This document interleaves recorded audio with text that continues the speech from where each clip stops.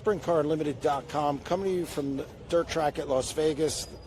Finale, we're here with second place finisher, Tanner Thorson. Tanner, another good run, half mile. Seems like you had things figured out this weekend. Yeah, definitely. The car was good. We just fine-tuned on it more and more and got better and better. So the wind threw us off a little bit earlier in the night tonight in our heat race a little bit. For whatever reason, this car kind of reacts to the wind a little bit more than I feel like the bar car does. So, yeah, really satisfied. Guys did great. Everybody part of our program, did awesome, and looking forward to the rest of the year. How many wholesale changes did you make coming into this event and throughout the event? Because it was different conditions each night. Yeah. So off season, we definitely just fine-tuned stuff. I wouldn't say we made a big whole change. But we just limited our parts in our trailer basically. Got rid of a bunch of wheels and different offset wings and everything that we kind of messed with, just trying to get better, and just went all basic and just everything in our trailer is the same. And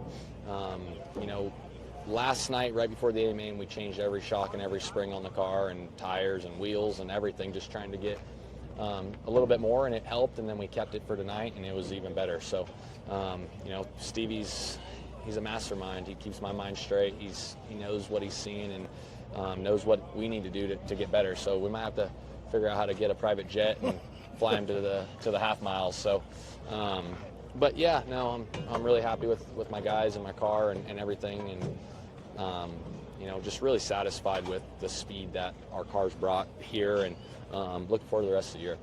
You got to second. They had the red. Thought you were going to have the lead. They penalized there, and then I guess they took it back and put them back out front. Did you see that? What were your thoughts on that whole sequence? I mean, I heard him in my ear telling me to tell everybody to get their guys away from the car and everything. And, I mean, maybe he didn't have his headphones in, and that's bad on his part, bad on High Limit's part to not have a horn, because I didn't hear a horn personally. But I heard the guys in my ear telling us to get everybody away from the race car, and I'm yelling at my guys saying get away from the car. So it goes hand in hand, is what it is. I figured he had been so pissed off he would have drove back by us anyways, probably, because I would have been furious too. But yeah, and then that yellow came out when I went by him and screwed me again. So I wanted to ask you about that. You pass him, you take the lead, and then Austin McCarl stops, and then after that he just seemed to get a really good jump in. Yeah, he went early. And I wasn't anticipating him going that early, but he did, and that's part of it. That's part of racing, and I just got to be a little bit better and be on my toes a little bit more, and maybe drink a couple more energy drinks throughout the night. So I'm a little bit more sporadic, but no, did a good job, and I feel like I've progressed as a driver on half miles, especially in the late of the year last year, where we got a little bit better at Port Royal, and and then came back here really strong. So. Yeah, just, I don't know. I'm happy. My team's happy. We want to win, but we also, I've said in the beginning of this year, the end of last year, just keep running up front and being in contention to win, and the rest will take care of it. So. Yeah, 3 top 5s, consistent each night. Timing, half decent. Obviously, you locked in tonight. Aside from a win, probably couldn't have asked for a better start. Yeah, no, for sure, man. We got a new Ryder Racing engine under the hood. Which I think has contributed to our speed early in the night. Tommy and Brandon there at Ryder Racing Engine do a phenomenal job.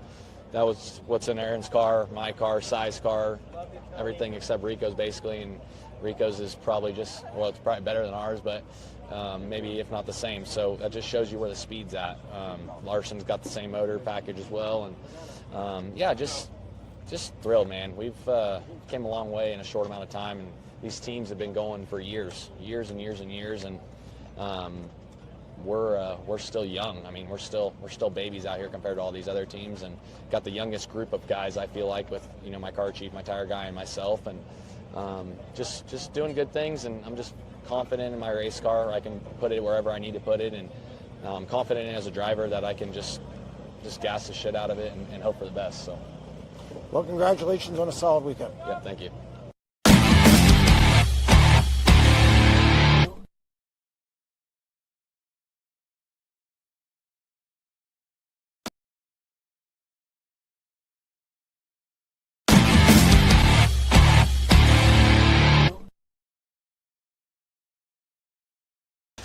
SprintCarUnlimited.com, coming to you from the dirt track at Las Vegas. We're here with the winner of the finale, Aaron Reutzel. Aaron, from the time you came out tonight, I thought you were car and you were on tilt. Good the whole time. Just everything looked good all night. Yeah, like I said, the first night we were not very good, and last night I thought we were really good. Just a few mistakes kind of cost me, and then I felt like a little fine-tuning on what my car was doing at the end of the race, if we could fix that a little bit. And yeah, we hit on it great tonight. And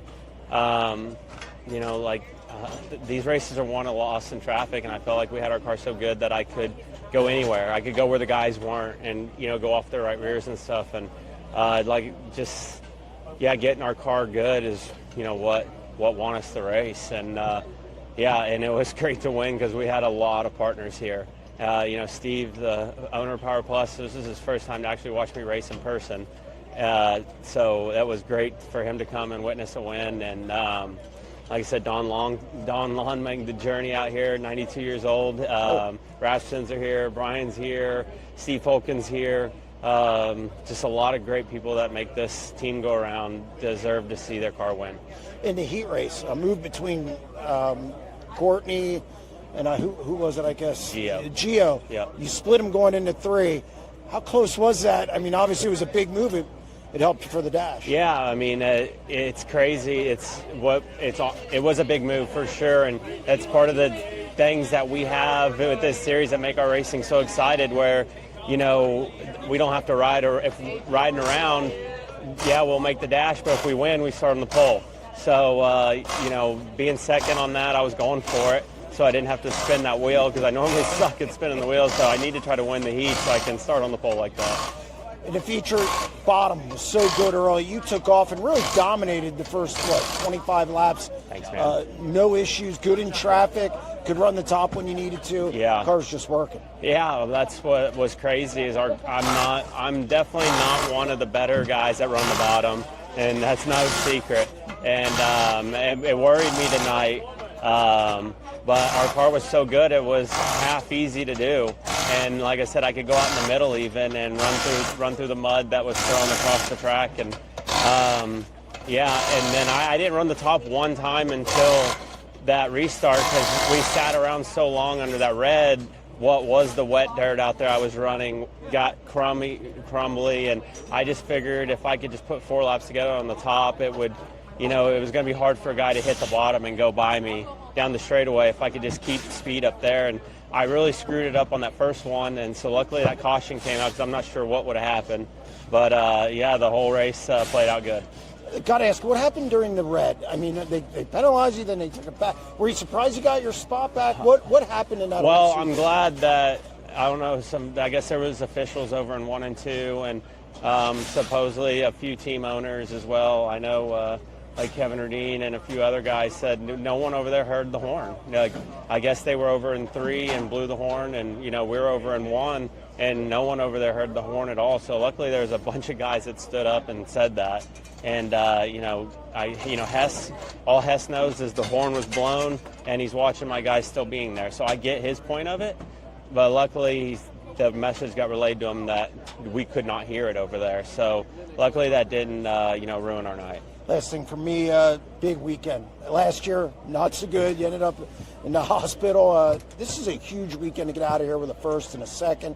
Weren't good the first night, kept making improvements, and just get out of here with a way too early point lead, but still a solid weekend, the type you need in these 3 days events. Yeah, for sure. I mean, last year it was what it was. It was an unfortunate deal, but we had a lot of speed last year up until that deal, so I'm just glad that we still came here, unloaded, and got that speed right back. And it's consistency is what's going to win the championship. I said it last night. Rico had his moments, I had my moments. They just capitalized when we didn't have moments. And right now it's going to be consistency that wins the championship, and that's our goal. Piggybacking off that last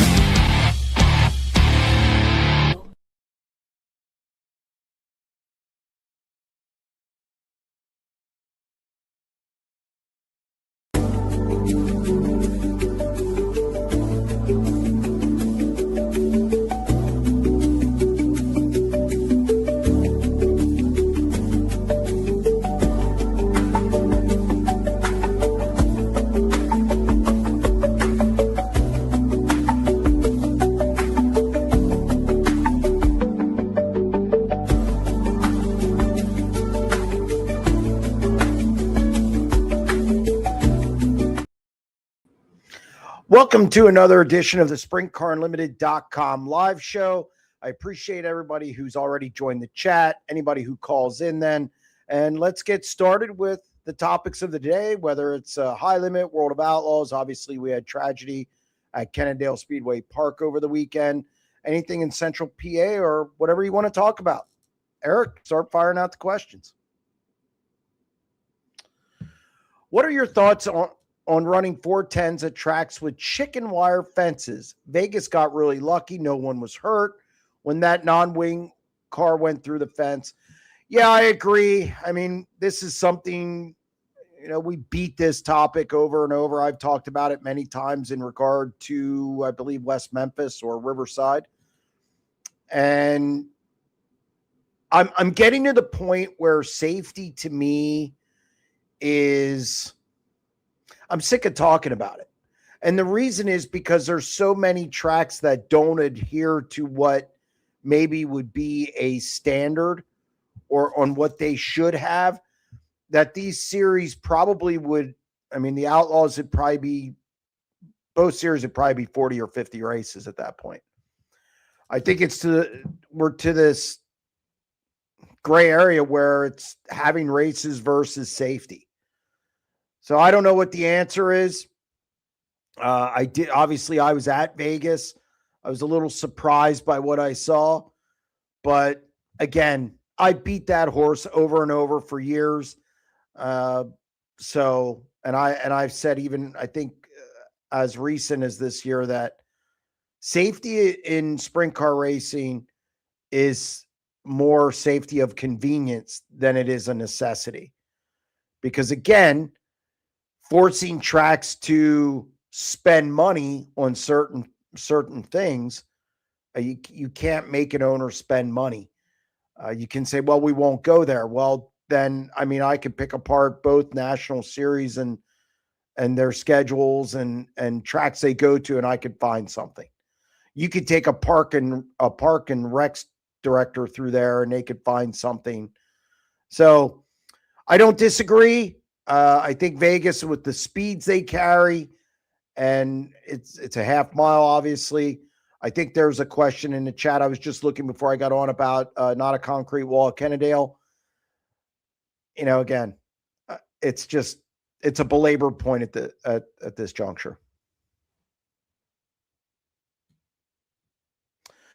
Thoughts on Logan Seavey racing this weekend with High Limit? CB Industries has partnered with Spire to put him in an 87 sprint car. Yeah, no, Logan Seavey's a guy that I think I've talked about it before. I think Ryan Hand on our podcast has said the same thing. Having him in a 410 sprint car, see what he can do. A wing car, meaning. I'm anxious to see how he performs. I know he's run races in the past, and he's been okay. And I'm interested to see how he does in a high limit race at Central Arizona, which was a racy track last year. They had a good crowd. So we'll see how it goes. Super talented driver, though. Is Parker Price Miller racing this season? Yes, he is. He was down at Dirt Car Nationals. I think, again, it's going to be much like the schedule he had a year ago. I know he's running a business, the business at home. I know he likes his time off. I know his focus has changed, I would say. He's civilized. He used to say that about boxers. When they step away for a little or they win the title or whatever, they get civilized. And then you kind of start looking at things differently. And I think that's maybe how Parker Price Miller is. I talked to him last year at Port Royal, did a story on it. And I just think he's content doing what he's doing with Bernie. You're going to see him some weeks, and other weeks you're not. And I think the schedule will pick up once it gets a little warmer out and we have the big events. But yes, he is racing. Bob on line one. Bob, how are you? I'm doing good. Good. Did you enjoy Vegas? Yeah, I thought the racing was good. It's better than it was last year. Now, obviously, the conditions were different. It was really cold last year. I liked it. No, it was good. Anytime you're near the Vegas Strip too, you can't go wrong there. There's plenty to do, and no, it was a good trip. I was just curious, in your opinion, who do you think was the biggest surprise, and who do you think was the biggest disappointment out there? The biggest surprise is Tanner Thorson. I talked about it on the 90 at 9 today. Of course, I expect him to improve. I was having a conversation with a friend of mine in California about how wrong I was about Tanner Thorson. They threw this team together, and I didn't know how it would go. I think people in the industry even questioned how long they would be out there. He's progressed each year, and one of the things that I overlooked was he's always been a winner, and something my friend brought up to me. And So biggest surprise. I didn't expect him. I thought he would get better, but I didn't think he'd crack the top 5 every night. Contend for a win with Reutzel. Biggest surprise. Biggest disappointment has to be Brian Brown. He only made one main event. He timed bad. He was not good in qualifying, which that is his strong suit. To me, those two guys on opposite ends of the spectrum they stood out the most. Now, do you think that injury is still holding Brown back quite a bit? No, I've talked to him about it. It's just a little stiff. It's not quite the same as it was before the incident, but it's not restricting him at all. So I don't think it's that. They were just bad. They didn't have speed. He admitted to me he made a couple mistakes. So it might be a 90 at 9 tomorrow. You never know. Hint, hint. And my last question was, what did you think of the non-wingers? It was a chance for me to call my daughter. I look. That big of It was a USCS non-wing. I mean, I'm not in favor of a support division with these national series. I've said that many times, and I kind of use that time to go walk the pit area, call my daughter, whatever the case is that I can't, because I'm on a 3-hour time difference too. She's on the East Coast. I'm on the West Coast. I use that time wisely through the 410 sprint car pit area and call her quick, to be honest. Okay, I guess that's about all I wanted. Thanks for taking the call. No problem, Bob. Thank you very much. Bye. Bye. John on line 2. John, how are you? Good. How about the races out there? You had a good time? Yeah, no, they were good. I thought now that the show dragged a little bit the first couple nights. It was better. They got better as the weekend wore on. I mean, the first night was just painful. Second night, better. Third night was the best. And of course, they didn't have a support division. So again, it just tells me that support divisions are not needed for sanctioned shows. Right. I'll tell you what. I mean, I'm retired, so if the thing gets over at 1:30, I'm still all right with that. I don't have to get up in the morning and go to work. But man, I'll tell you what, that's rough keeping a TV audience up till 1:30 at night or in the morning for people that work. You know, I mean, I don't know what they could do with it. What time zone are they in there? Is that Mountain or is that? It's the West Coast time zone. Right. So that's 3 hours. I don't know if they could start it a little bit, maybe start an hour earlier out there. I mean, it used to be the same deal with Monday Night Football, remember? I mean, it was the same thing. And I don't know, well, if they could start a little earlier, that would help the people over here on the East Coast. Well, I know Saturday it got really windy. It wasn't supposed to be that windy. It was supposed to be 10, 11 miles an hour, and it whipped up to 20, sometimes 30. So I think the plan was to be earlier on Saturday. It just didn't happen because of the conditions. The wind died down a little bit. Obviously, safety in that regard was a priority, and they waited it out a little bit. And yeah, I mean, they could start a little earlier, but then you're it's work week. You know, you're in Thursday, Friday. People are still working now. It is a destination event with tied in with NASCAR. So I don't know. I'm okay with the start time. I don't like the sport division. Yeah, they're not going to change it for me. I know that. Well, the sport division, I want to ask you about that. Now, on TV, it looked like that fence was really rusty. Yes. It looked like it was. I mean, it had that brown look to it. And another thing I noticed on that accident was that sprint car, you know, went in there backwards, and it really went between the cables. And they had cables there, but it sort of like just slipped in between them. Pushed the top one up and the bottom one down, and the back end went right straight through there. Kind of like a little bit of a fluke, you know, the way that happened. But if that fence was rusty, and it looked like it was, yeah, it's a pretty nice facility they had there. They could put up a new fence. Come on. Yeah, no, I agree. They should- Yes, they should have. They should. They Look, need, could you tell? Well, if you're going to hold events like look this, at you that, need to be buttoned up. right. I mean, they're a facility. It's really nice, all blacked off pits and everything. Get a fence up there. You cannot have cars going through the fence. I don't care what you do. You can't have that. I mean, I guess they had some kind of a shindig there back a few more feet back in fence. Yes. Is that right? Did you see they put a barrier up then the next night? Yeah. They had another barrier set up. At least they made some changes.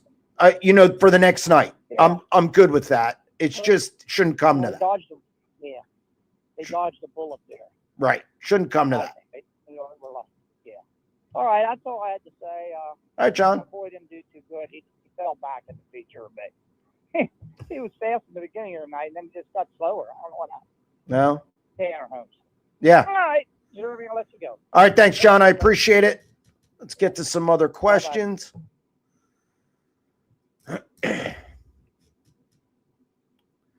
Who is your pick to win the Port Royal Speedway opener and Williams Grove opener? Well, it's going to be draw heavy, obviously. Port Royal's they have a habit of putting on good races on the daylight. I would say Chase Dietz is going to win one of these. And Freddie Raymer at Williams Grove, I could see him winning the opener. Had a good performance last week.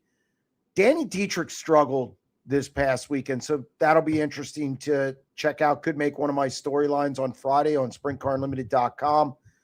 But look for Chase Dietz to win at Port Royal. And Williams Grove, I'm going to go with Freddie.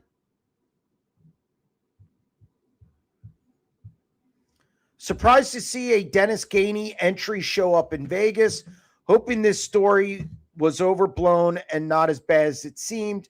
I do think people rush to judgment based on social media, which I'm going to say this loud and clear. Social media is not a good news outlet. Okay, I know people do it for politics. I know they do it for other stuff. Wait till it comes out and there's a story or something. I do think people, you're now in this society guilty until proven innocent. I mean, obviously, if there's a lot of evidence, that's one thing. This was a simple report, and it was the civil case. I'm not saying really guilty or innocent. I'm saying there's more to it than that. And I also will say he was not arrested and nothing was seized. And I can tell you that if there was a $5 million problem, he's getting arrested. I've dealt with these cases in the past. I had to cover a couple at the newspaper. So I think we need to wait and see how it pans out.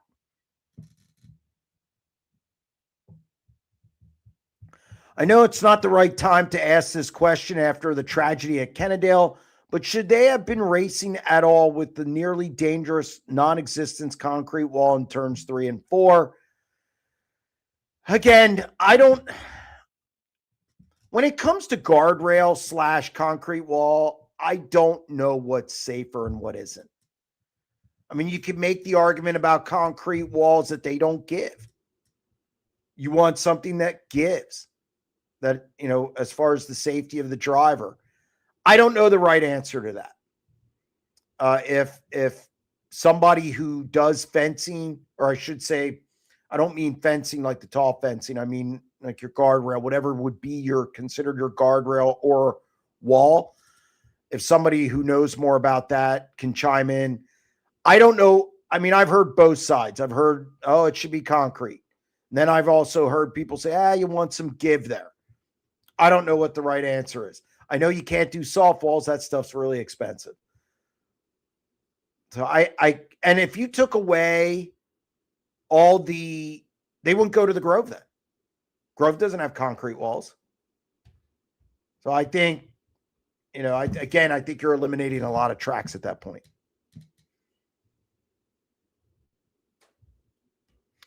Tough to see Baylog lose in the last corner at Kennedale. Glad to see him have a good run after a tough Volusia stretch, though. Yeah, he's looked good the last couple weeks.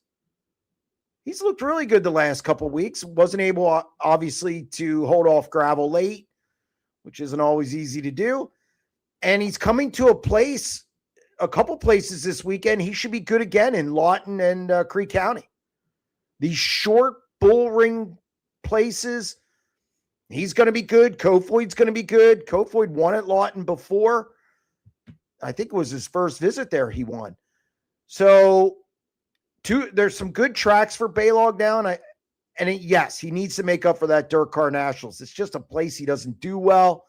Eldora is another place he should probably avoid. Usually costs him a lot of money, but he's on the circuit, so that's what he has to do. Good to see Baylog do well. Always a feel-good story, and you kind of root for that guy. What is your opinion on Hunter and the Justin Peck deal? I thought Hunter Schoenberg was in the wrong.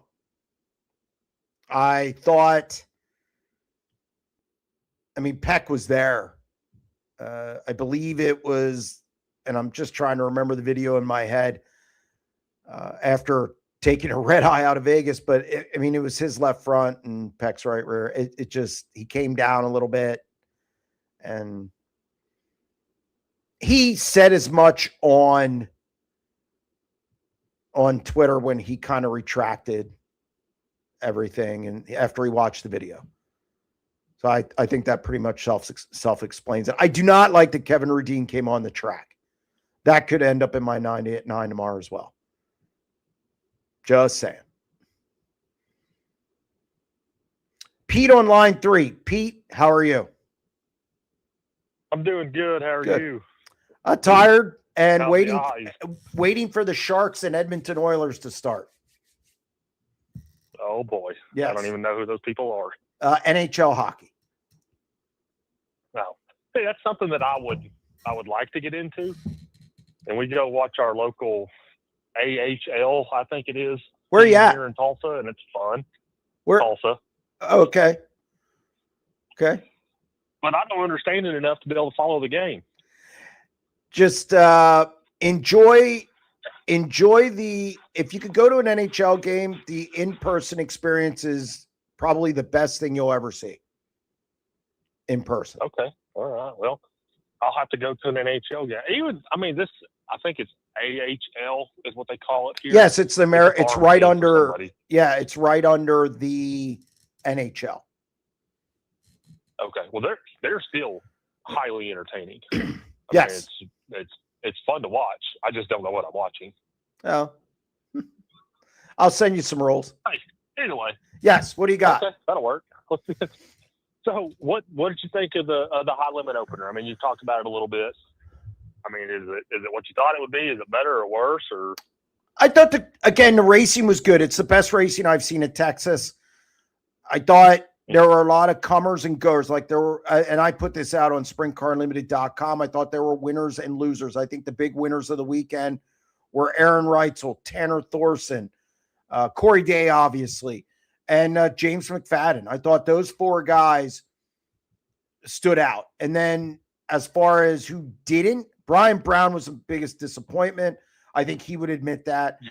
Tim's was a little bit of a disappointment. I think Kyle Larson was a bit of a disappointment because the expectations are so high. I know he won one, but one more lap he wouldn't have. And after that, he really was a non-factor. I think Justin Sanders struggled. But as I said in my post online, I almost look at Justin going there as a shakedown. He wasn't good there last year, and he still won double-digit races. I look at Vegas sometimes as a stop like the Dirt Car Nationals. Just because you're bad there doesn't mean you're going to be bad the rest of the year. But it was good. I thought it, other than maybe some of the show dragging on a little bit the first couple of nights, I thought it was good. I thought the racing was good. Yeah. And I think that's where they're going to be for years to come for their opener. I thought Tanner Thorson was shocking, and I'm a fan. But boy, I don't know that anybody had him picked to come out of the gate like that. No, not on a big track like that. And he was good. He started 12th one night, got to the top 5. He was quick in time trials. Everything worked. Everything was, I don't know what you would improve. I mean, obviously you want to win, and obviously the untimely yellow coming out on Saturday night. And if you want to talk about the whole penalty, that's fine too. But I thought Tanner Thorson was the story of the weekend. Absolutely. And then another one that kind of surprised me was James McFadden, which, I mean, obviously he's a good race car driver, but just showing up on Tuesday and getting in a car he hasn't drove in 6 months and then running as good as he did, to me, that was impressive as well. Yeah, James, and he had alluded to it in an interview that I had with him, the totally different package from Australia to the States. First night he finished, 9th, 10th. Wasn't bad, but wasn't great. And then the next 2 nights, 2 top 5. So James McFadden is an underrated driver, in my opinion, if you look at the total landscape of sprint car racing. And I agree. I'm interested to see him come to Central Pennsylvania for Speed Week. I think being here a little earlier this year is going to help him through the summer months. And I'm interested to see how that Tarleton car does on the road. Yeah, I think he's underrated, and it's probably just because he's not here. You know, I mean, he's probably not underrated in Australia. So I think that's probably part of it. And the deal with the horn being heard or not being heard and penalty assessed or not assessed, call me crazy, but I don't think they overturned, I guess would be the correct term for that, that penalty, because 2 of Reutzel's crew guys went down there and said, we didn't hear that. So surely there was more than 3 or 4 people on one driver's team said, hey, we didn't hear that either. I didn't hear it. I was in between turns 1 and 2, and I didn't hear it. My photographer did not hear it. Well, on the Flow broadcast, they announced, they're blowing the horn. They showed the guy blowing the horn. Yep. I didn't have the volume up. I wasn't listening for a horn, but I thought it was odd how long they worked on the car after they said, because I had the drone right over it. And I'm like, damn. I mean, they said they blew the horn and they're still, tweaking on the car. And so it wasn't even close to me. So to me, they probably didn't hear it, because it wasn't even, it wasn't like 30 seconds. They were working on the car after they said, get off the car. They were there for a while. So to me, it seems like that is probably what happened. And I guess good on them. If they had more than, if they had several people come down and say, hey, man, we really didn't hear that. And then they kind of, looked at everything and said, okay, maybe not. And they overturned it. I still don't think Tanner Thorson would have won that race if Reutzel would have gotten moved back. Well, I'll tell you this. Reutzel was on tilt. Reutzel was on tilt. And Tanner Thorson, I was actually in the where they teched cars. And Thorson didn't know if he would have won that race. So he said it. I don't know if it was your interview or the Flow interview. He said, I think he had been so pissed off he'd have the doors off. Yeah. So it would have been it would have been interesting. Right. So you've been to both now. Would you rather go to another high limit show or a World of Outlaws show? It's either or for me. I like big events, so it doesn't really matter. And I mean this. It's not me being non-committal. I don't have a preference. I would let's put it this way. I would rather go to a World of Outlaws or high limit event than a local event, unless it's PA Speed Week.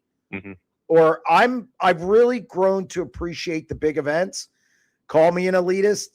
Sorry, but they're treated differently. They're looked at differently.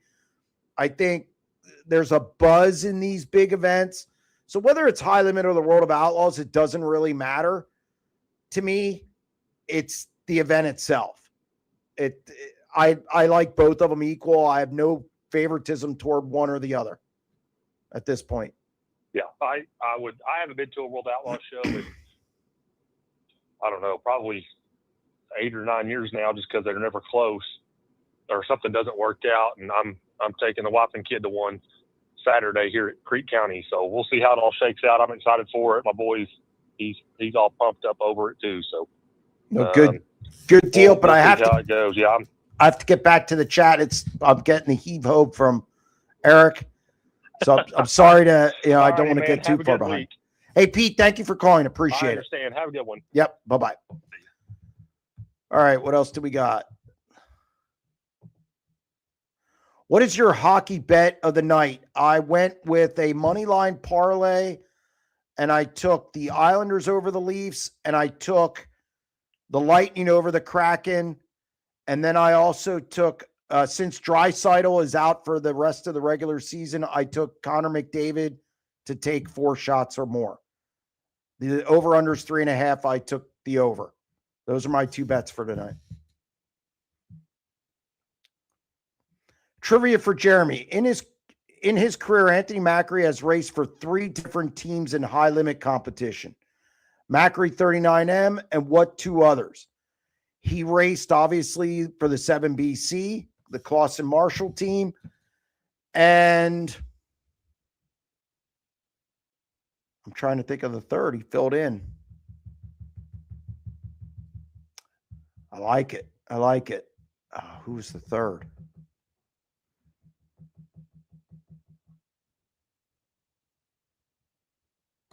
Trying to think who he filled in for. I know I'm going to kick myself. It was probably it was Bernie's car. I would assume it's Bernie's car.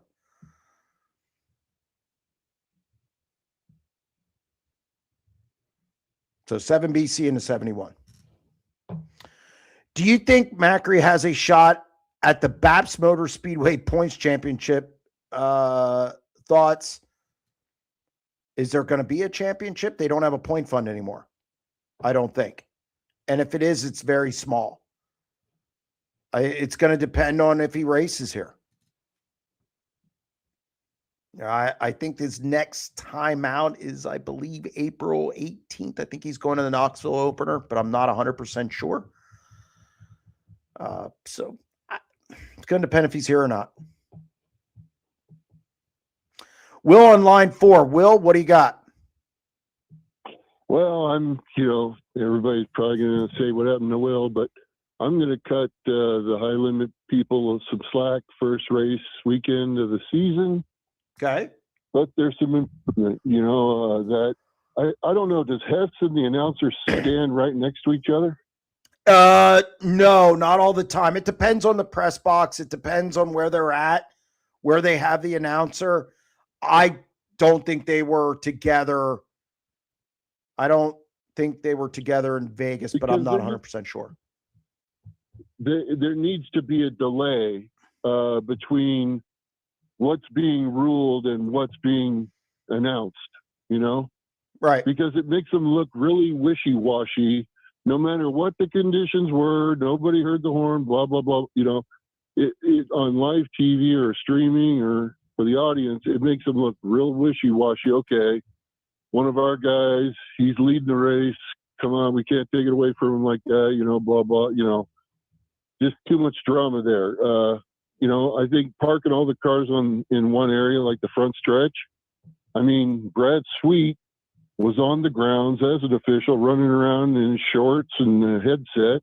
Mm-hmm. He should be on a quad being active. You could tell us more because you were there live. He was active. He was in every corner. He walked around a lot. I know I don't know how much, obviously, he interjects because I'm not on the radio. I have one, but I didn't have it in because I wanted to hear stuff. But I wanted to hear what was going on around me. But yeah, I mean, look, this sport, let's not treat it like there's a lot of things that happen where you're left scratching your head all the time. I did a 90 at 9 on Monday about this. There's so many ways you could take some of the behind the curtain stuff that people think and get rid of it. and they don't do it. And I don't know why. I'm hoping that changes. The whole thing with the horn, you just got to find a better way to do it. The problem with doing it in just through the one way is sometimes the driver, like in case of Aaron Reutzel, he's like the crew chief. So he's taking his earpieces out so he can talk to the crew and tell them what to do because he's not getting out of the car. So I don't think that's foolproof. I don't know what the answer is. To me, I would say get them in a group. I think on the front stretch, you have a horn, 2 officials with a horn, one at one end, one at the other, and you get it done. To me. Yeah, that's a very good solution. But I didn't hear the horn. And I know people in the stands say, well, we heard it. Yeah.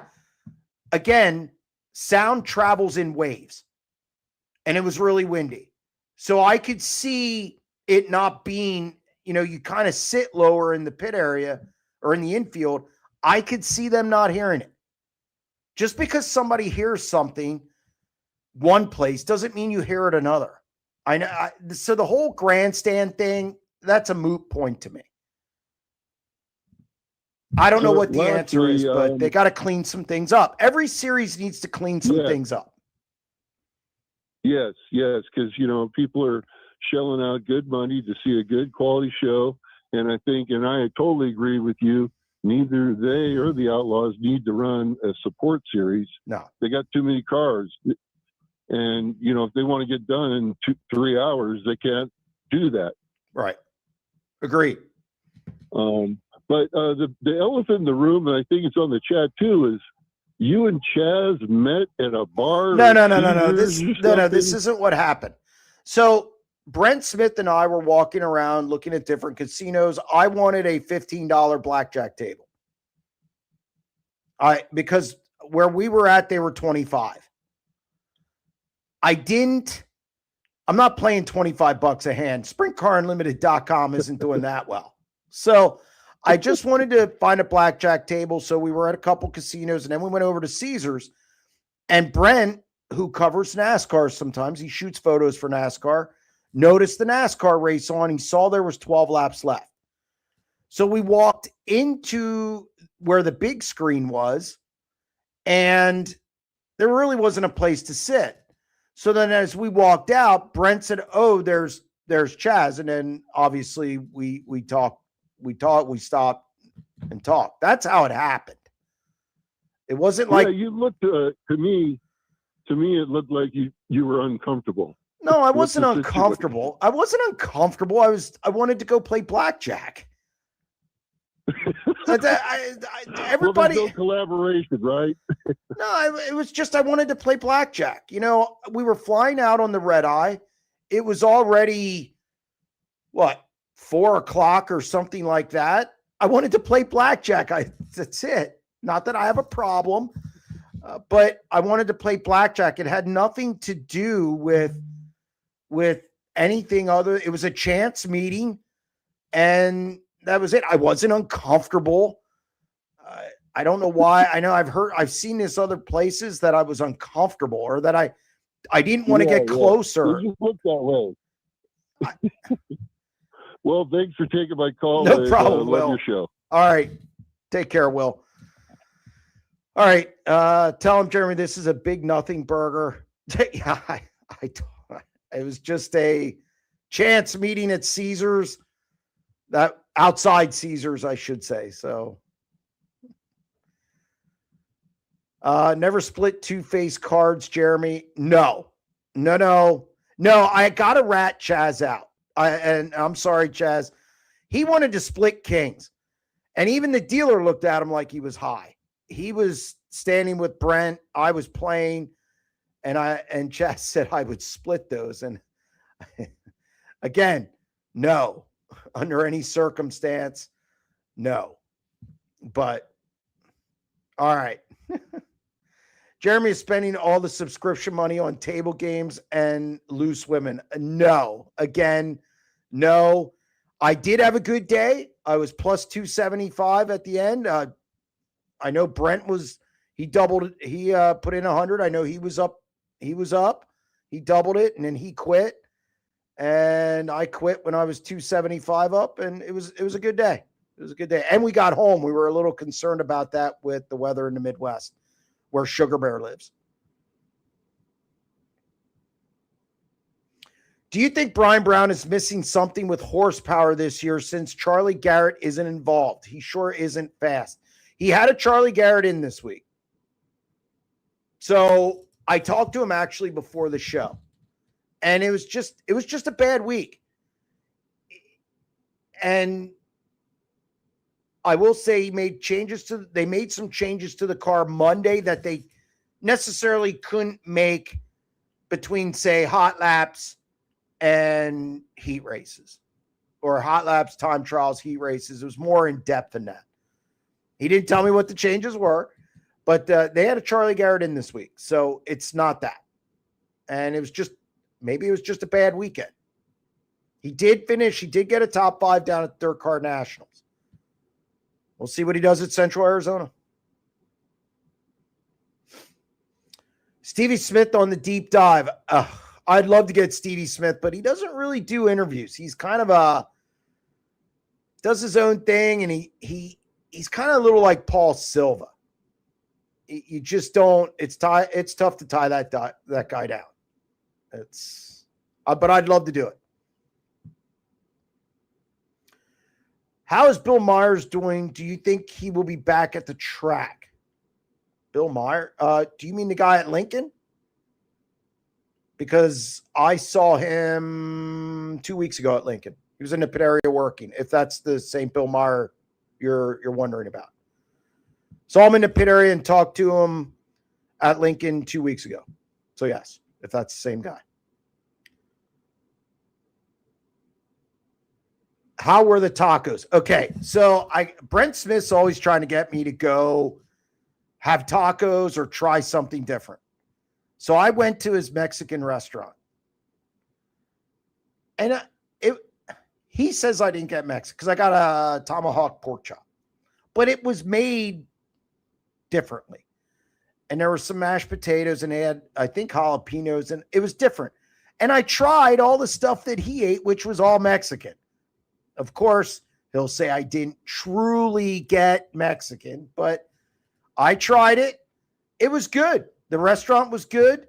He got some taco, but he got a lot of food and I didn't. So, but I tried Mexican. I've tried Mexican before, but it's the first time I actually went to a restaurant knowingly and ordered there. But it was really good. The food in Vegas is really good. It's prepared well. Brent. And yes, Brent, I will get a soft shell taco on our next trip. PA Posse Mount Rushmore, Raymer, DeWeese, Hodnett, and Kreitz.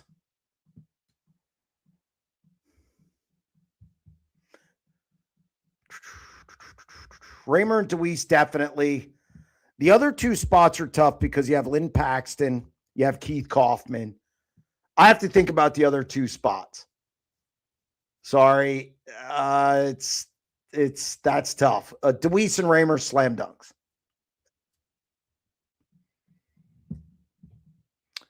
Did Day have the thin tube rear end? Also lucky no one got hit by tires in his and Schoenberg's incidents.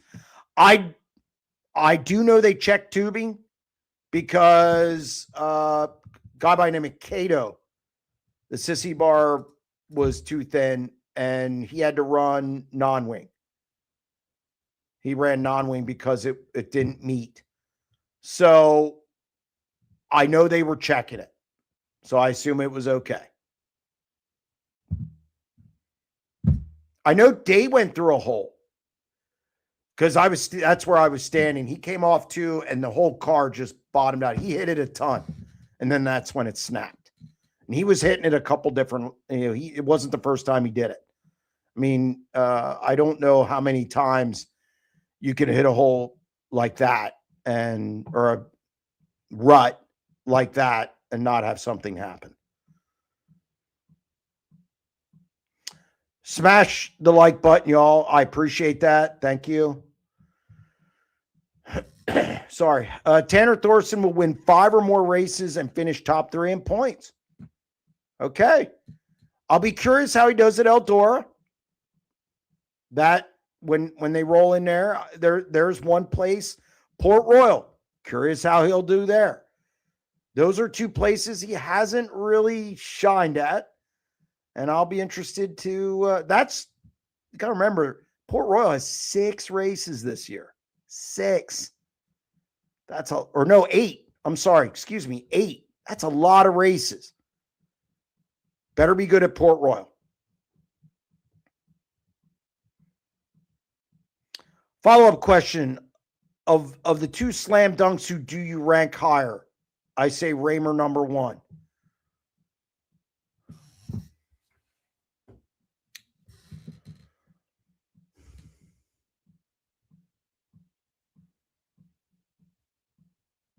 Man, Deweese has more Tuscarora 50s. He has more Williams Grove National Opens. It's more World of Outlaws wins in the area.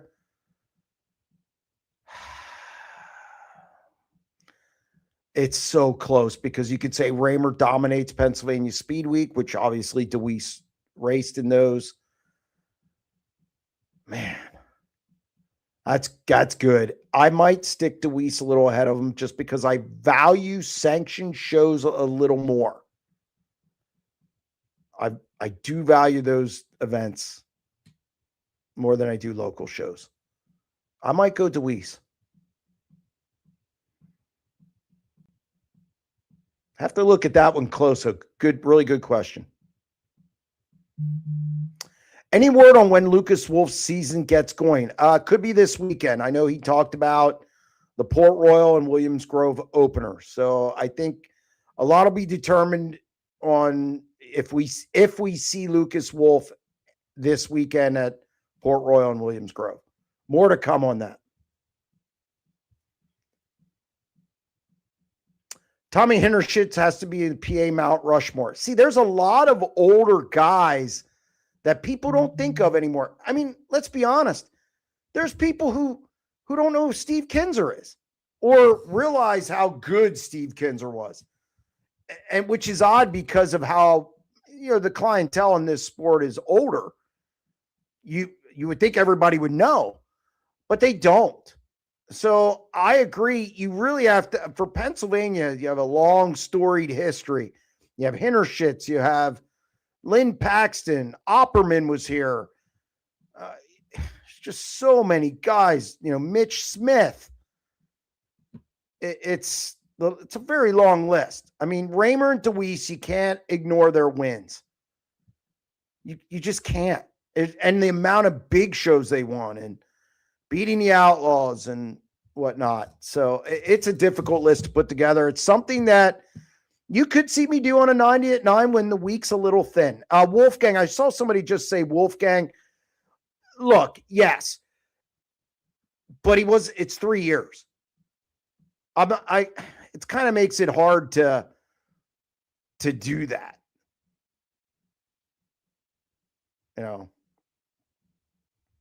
But go ahead. Let's get rolling. Sharks at Edmonton are at 9. So I'll go past 9, but this isn't going to be a 9:45 show. Thoughts on Peck not being disqualified at Las Vegas in his heat? Why should he be disqualified? He wasn't coming back out. What should Peck, or I assume you're saying because Rudeen went on the track. I will address that tomorrow. And my thought is he should have been fined. Kevin Rudeen should be fined. Suspended. Come on. The rules around here in Central PA are if you go on the track, you get a fine. You do not get suspended for that. It's not a suspendable thing, but he wasn't coming back out anyway until the B main. So DQ'd out of the whole night. I haven't seen that in a long, long time.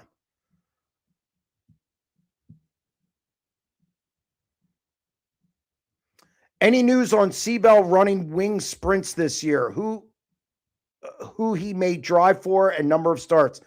I've heard nothing on Seabell. I was told it's up in the air as far as the Kreitz deal.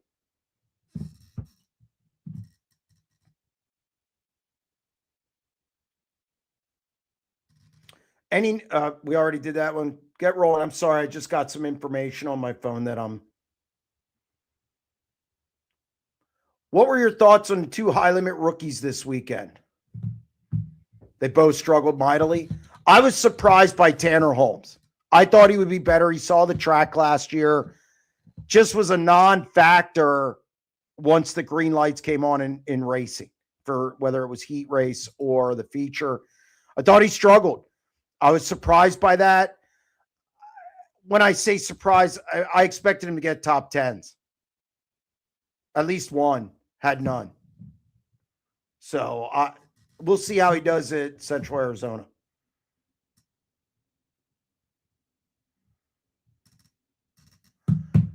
Sorry. Seeing the Gators helmet in the background. Here we go. Florida fans are going to be celebrating back-to-back championships. Coach Todd Golden following in the footsteps of Billy Donovan. Good basketball program now. I agree. It'd be nice if it filter over to football, which matters more. Sorry, all the basketball fans. Football is king. And yes, I will be tuning into the tournament. I am a Florida Gators fan with, all the way through. Hopefully they're cutting down the nets.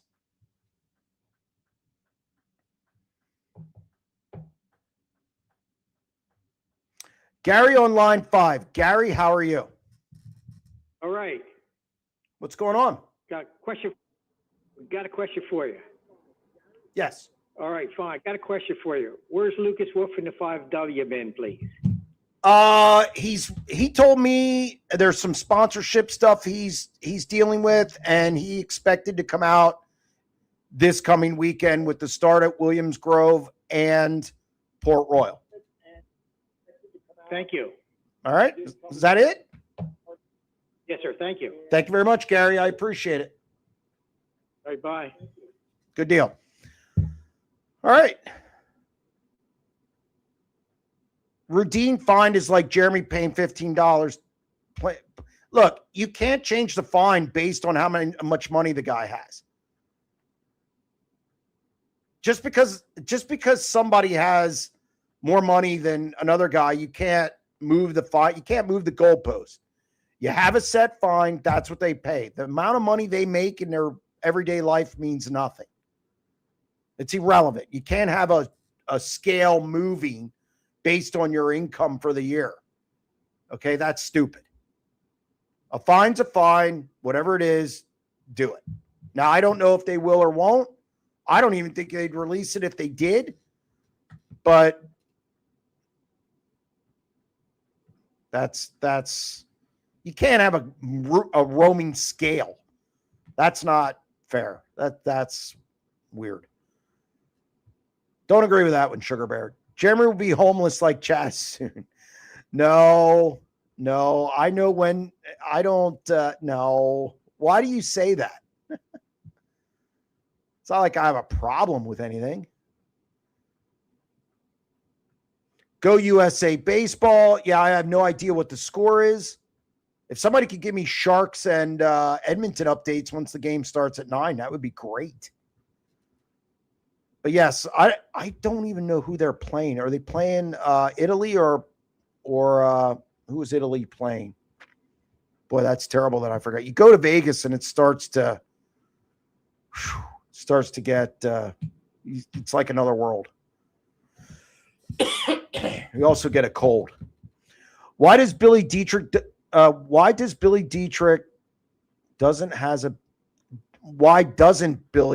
have a better ride than his own deal? He does well with his YouTube videos and deserves a chance on a ride again. I don't know if he wants to, and YouTube shouldn't determine whether you get a ride or not. I don't think it should.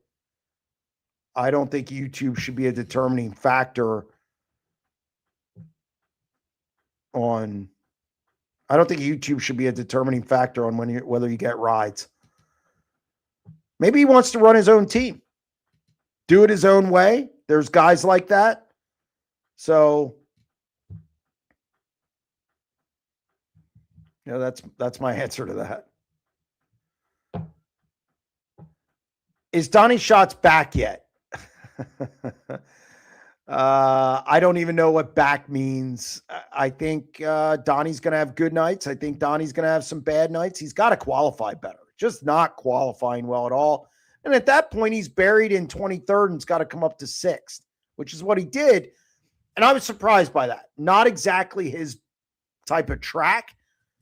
I was impressed with how he advanced through the field at Kennedale. Obviously got some help with some yellows and some guys dropping out, but still it was a good charge that I maybe didn't expect. As far as being back, I don't know what the parameters are. If you're saying contending for a championship, no. Can contend for some wins? Yes.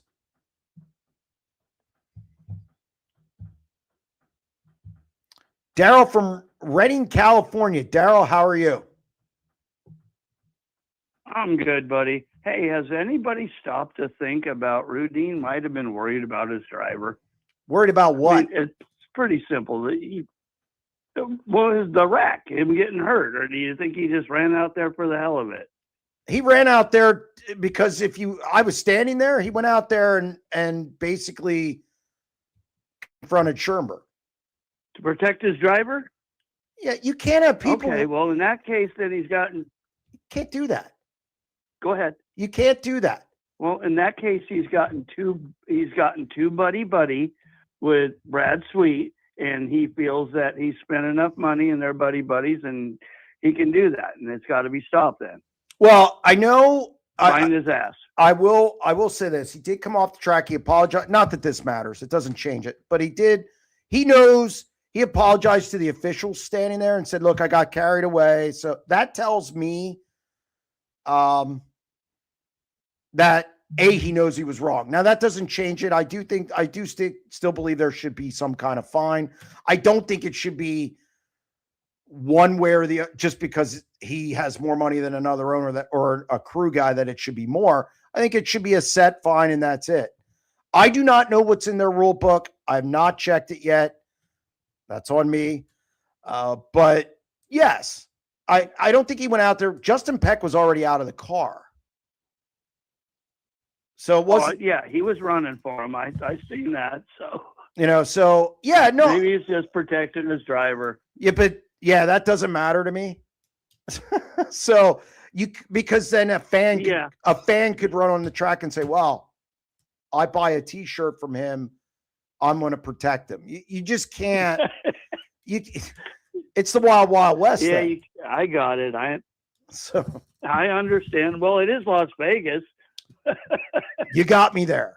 You got me there. You got me there. And another thing, we've talked a few times about how many young kids come out of Northern California and California. Yep. I think that you need to build an indoor sprint car track or indoor outlaw go-kart track up there and get you a bunch of young drivers going year round. Where, in PA? Yeah. Right there by your house. You need to start it. Me? They started it in 83. Well, I think it'd be great, the SprintCarUnlimited go-kart track. And then you have all the outlaw carts in the world up there and all the young kids driving year round. Well, you guys get too much damn snow up there. Oh, I like the snow. But yeah, look, it's a great idea. I can tell you subscriptions aren't going that well. So somebody's going to have to sponsor that little gem. All right. Well, you have to get somebody to step up to the plate. All right, Jeremy, you have a great night. It's always great to talk to you. Take care, buddy. Thanks, Daryl. I appreciate it. All right. Are you in favor of the tracks that have no walls around the track like Lernerville? As long as you don't have a huge drop, I think you got to have some runoff. I mean, you don't want to just huge drop where you're falling. I think that's a problem. Look, again, safety to me, I beat this drum for years and nobody listens. We're a very reactive, not proactive sport. It's just the way it is. It's a shame. I mean, the Outlaws ran with a car stuck in a fence at River Cities. I mean, what are you doing? So, and people could say, well, that was years ago. Well, I can't say that it wouldn't happen again. Considering where it was off the corner. But I see a lot of things and I just don't think it's going to change. Marshall on line 7. Marshall, how are you? Good. I have a question and a comment. Go ahead. I have a question and a comment. Go ahead. For you. The question is, was it true in the driver's meeting? They said if you lost the wheel cover, it's $500 fine. They are. I do know that they are. This is coming from people I know on the council. They are. I don't know if it. I didn't hear it in the one meeting. I didn't go to the other one. I was chatting with a crew chief, but I do know that they're going to start looking at on the national series. They're going to start looking at fining guys if wheel covers come off. Yes, that has been discussed. Okay, and then my comment is, why did Kevin even bother going on the track? I thought, especially after what happened in Texas, here we go again. Well, I mean, everybody was stopped. He didn't run out there while they were still going around. Look, I just think emotions got the best of him. It comes down to that. I don't think Kevin ran out there. It's not a habit for him. I've never heard of Kevin Rudeen doing anything like that. So I think emotions just got the best of him. Hunter was walking toward his driver in a pretty heated manner. And I think he just wanted to step in. Again, you can't do that. It doesn't matter what the motive was. You can't do that. And then finally, I have a problem with Dirt Vision right now that they still have the race up from Saturday. What would you do what you do? If the feature doesn't go off, I'm not putting anything up. Look, I've seen a lot of racing people get mad at mainstream media, what you would call a newspaper or what you would, a non-racing entity reporting on this. And I think what racing people need to understand is the rules are different outside of racing. A newspaper does not know the etiquette, so to speak. So I just wanted to address that. If you don't show it to me, I wouldn't have it up if I don't have a feature. If I don't have a conclusion of the race, I'm not putting it up. That'd be like even if it rained out, I wouldn't do it. Just because it's not completed. So the fact that happened is a moot point as far as me and whether I would put it up. I do think we get caught too much in this etiquette, and it only exists within the racing community. The outside world does not know. So I know people get mad at like ESPN or they get mad at, a newspaper. So, but no, I would not have it up because there was no feature. Okay, I appreciate your time. No problem, Marshall. Thank you for calling.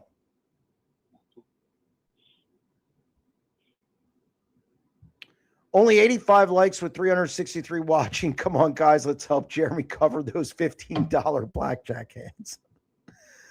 Thank you. Now I'll be labeled a cheat blackjack player. That's fine.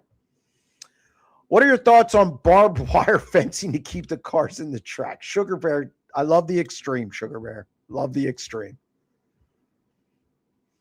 Why is Skagit Speedway, despite being in the middle of nowhere by trees and forests, is forced to run mufflers?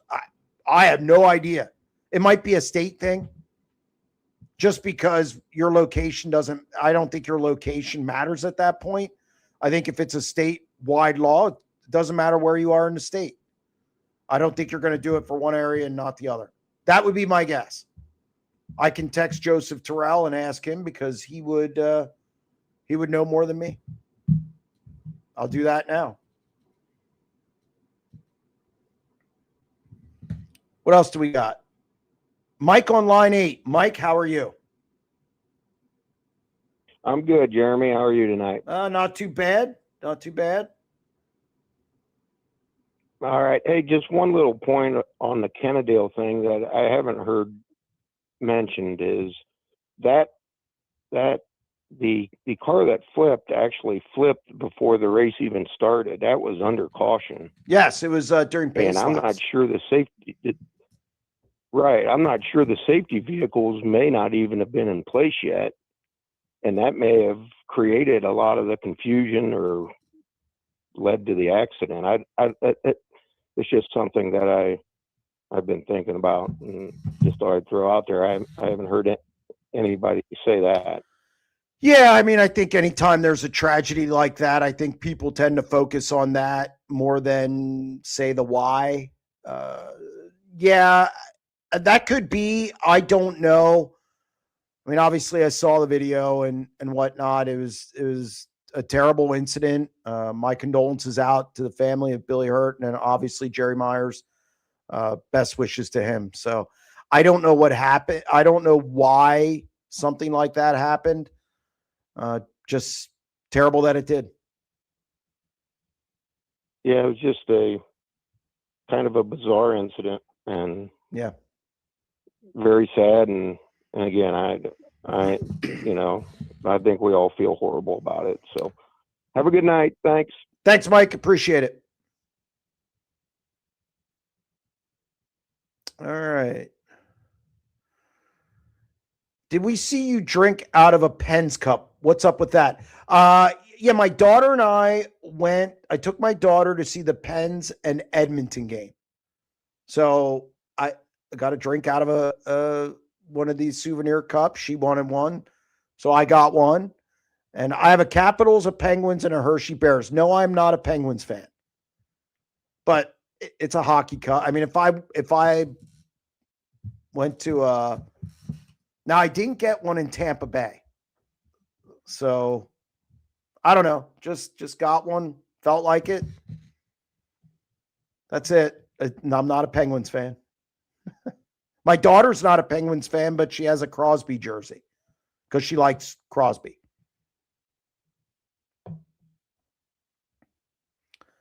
Are the rumors true that Zach Hampton and Jeremy Weaver are running the All-Stars? Jeremy Weaver, yes. Zach Hampton, maybe. I'm waiting on confirmation on a story on Zach Hampton. I have not received it yet, so I'll let it go at that. I may have a story on it. I may not. Tough weekend for Cole Macedo. A lot of equipment torn up. Yeah, I expect more. I'm scratching my head a little over that one. I think Cole's decent. It's just not working out. I don't know what's going on there. Wrong place, wrong time. Can't demolish stuff. It's just not, they're not producing results. And it's kind of surprising me. First year, I get it. Wayne Johnson's crew chief. I know he worked on his stuff a lot, but just kind of building that. And boy, it's been a tough start for him. We'll see if he turns it around. What are your thoughts on the new wheel cover rules where the cars have to have the 3 bolts? Tanner Holmes had a video on it today, said it's Wu and High Limit looking into fining teams. What do I think? I think sometimes, look, a wheel cover went into the stands at Port Royal last year during the Tuscarora 50. It's a scary thing. You have a fan sport, a fan-generated sport, and you can't have projectiles going into the grandstand. So I do know about them finding teams. I do know about the 3 bolts. I mean, if you talk to an engineer, you're going to, everybody's going to make arguments for the Zeus buttons, the 3 bolts. It's going to go back and forth. I'm not going to get into the mechanics of that because you're going to get 2 different opinions anyway. 6 versus 3 of the other and whatever. But the finding teams, it's a product of your environment. You can't have projectiles going into the stands. That's it. It doesn't matter what I think or anybody else thinks. They're trying to get teams to really buckle down and make sure these things don't go off the cars. And this is how they're doing it. Is it right? Is it wrong? That's a good question. We'll see. And how much is the fine? When I find out all the information, then I'll have a firmer opinion on it. I want to know how much the fine is. From Joseph Terrell, real quick. My guess is that because we have a law for everything, but let me look into it more about the muffler situation. Jeremy, can you confirm PA state wrestling championships are harder than PA? 1 winner only each weight class. 1 winner only each weight. States are tougher than PA. Yeah, I mean, PA has some of the best high school wrestling in the country. New Jersey's good, but PA's PA. California's really good. Iowa's decent. New Jersey's decent, definitely good. But I'd say the guys who've come out of PA are, good luck. Good luck. So yes, PA definitely the top of the heat. California catching up. What's the story behind Tarleton in a Roth 83 trailer in Vegas? I just think that's the trailer they used to get there. I just think it's on loan.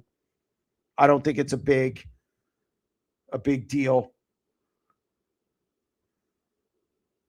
Joseph's still texting me. What else we got? Called Dirt. Cali Dirt had a clip of Mike Hess at the driver's meeting. Definitely said a $500 fine. And there it is. That's a steep penalty. It's a steep penalty. Make sure they're buckled up and on it. Merch update. I was away in Vegas, so I have no merch update. Just looked at the weather forecast for Casa Grande. Will the forecast high temps 105 range cause start time delays? It could. Everybody goes, it's a dry heat. I don't care. I don't want to experience 105 degrees, whether it's a dry heat, wet heat, humid heat. It doesn't matter to me. Maybe it does. That I don't know. I didn't hear anything last week about it. I just heard it's going to be hot. But I would assume it could cause some delays. Instead of a ridged disc, why not use the big foam plug like the modifieds and late models used to use? I've seen sprint cars use these, but I guess they came out or caved in too easily. I know there was a time when they used foam ones. I remember those days, and then they went away from them. I don't know if it was a durability thing or what it was.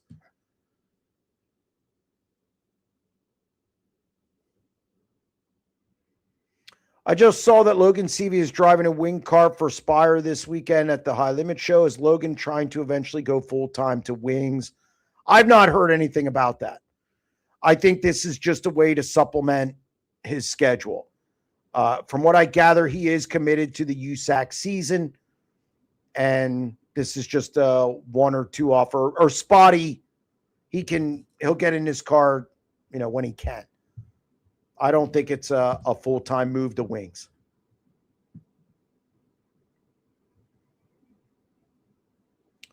Hit the likes. I like it. Does the name High Limit stand for the most advertisements allowed? I guess that's in reference to the broadcasts. Yeah, that's a flow thing.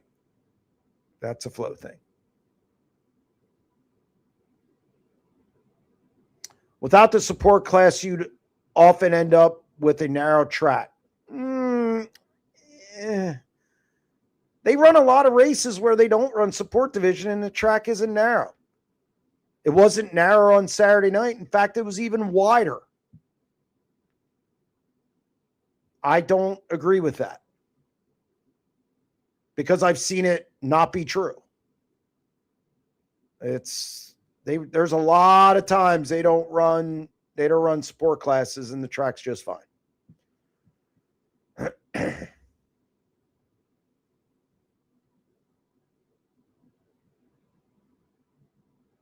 Uh-oh, Eric hit a snag. He's giving me the 1 minute sign. Uh-oh.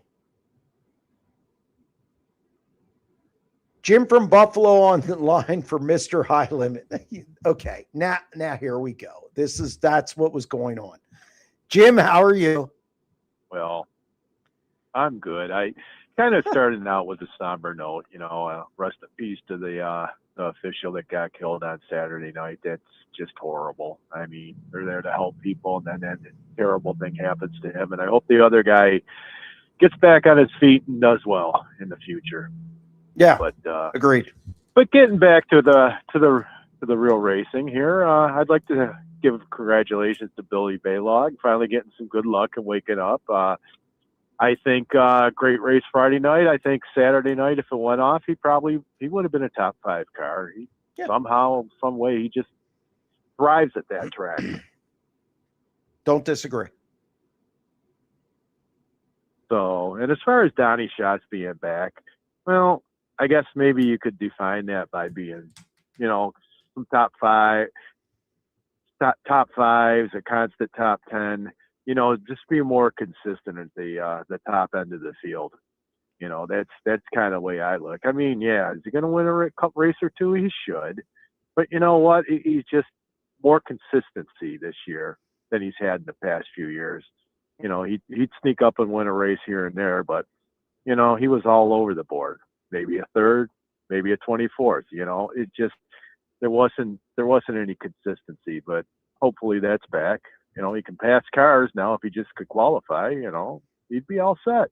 I agree with that assessment. If that's your definition of being back, yes. He's not contending for a title. So yeah. Oh no, I think that's long gone. But, I don't know.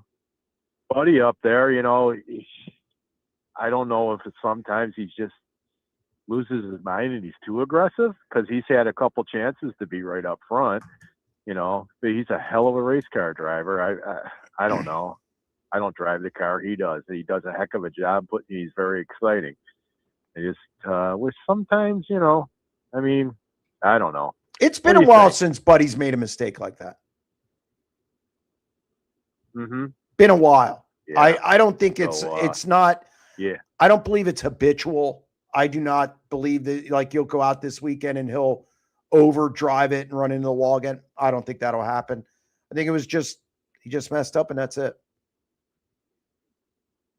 The one thing about the guy that I like, he doesn't get too high, he doesn't get too low. He just goes out there and does his job, and watching him in the pits a few times, he's an approachable guy, takes care of the fans, realizes where, his bread is buttered and takes care of the sponsors, Dennis and Teresa, yep. So that's great. But I got to get out of here. So I'm looking forward to a great weekend in Oklahoma this week.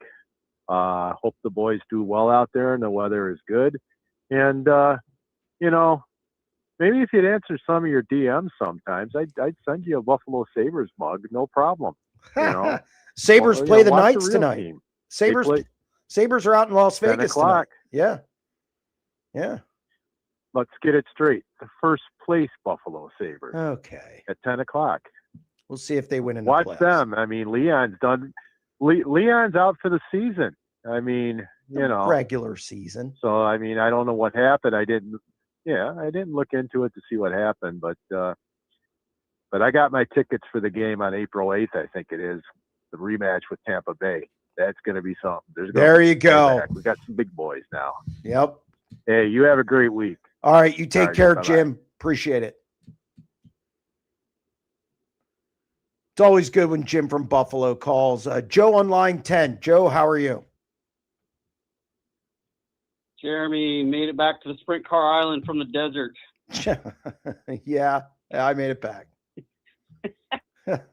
I got 3 pros, 3 cons for you. I'm going to start with the quick pros. Getting 10 minutes with Stevie Smith, just shaking his hand, saying hi was awesome. Good to see him. Had a good conversation. I thought the racing on track product was really good. We didn't have anybody just absolutely dominate the weekend. We had some comers and goers all weekend. Yep. And the last pro was watching my friend you advised a couple of shows ago about buying some Hoosiers and giving them to a racer. Decided to chicken out. So then he had to give the awkward Vegas $100 handshake to a couple drivers every night. So that was the last pro. Cons. We got to improve both series too. High limit with, we can't have people on the track who aren't officials and racers making a judgment call, whether you heard the horn, didn't hear the horn. We just got to clean those things up. I mean, Look at the WBC. They eliminated a team on a call that was a bad call, but we got to learn and move on for sure. Another con this is my biggest one, the support series, right? So high limit's big thing is let's get the fans into the pits. Well, they ran the sport series after the A main, and security was basically downright aggressive, not letting people get into the pits. Rightly so. There were still cars on the track, but I just think it was a mistake running the sport series second. And last con for you is I didn't find a casino for my Johnny G wants to say high limit or high limits bet, so I lost.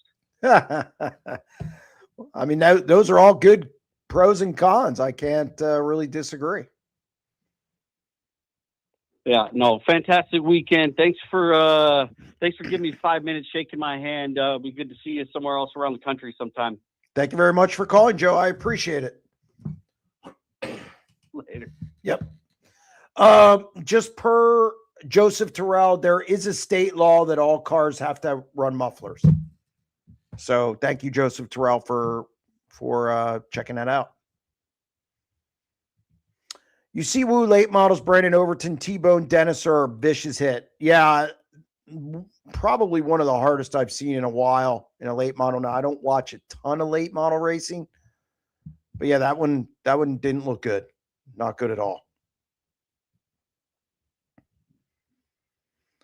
Who was more disappointing at Las Vegas, Brian Brown or Ryan Timms? Brian Brown. Timms finished 6th one night. But yeah, Brian Brown was just because he didn't time well. He wasn't even close. So that was surprising to me.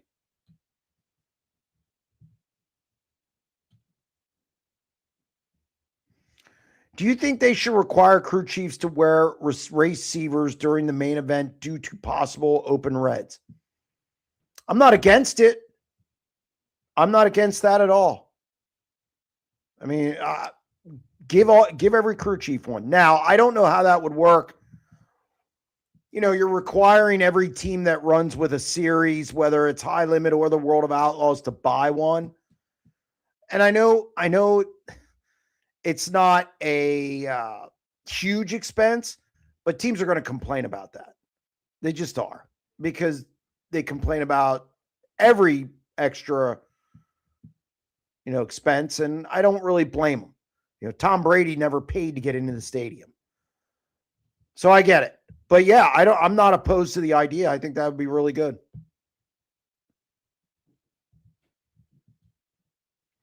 High Sugar Bear. High Limit and World of Outlaw and the Outlaws need a mascot to hype the crowd. What would the mascots be? Get out of here.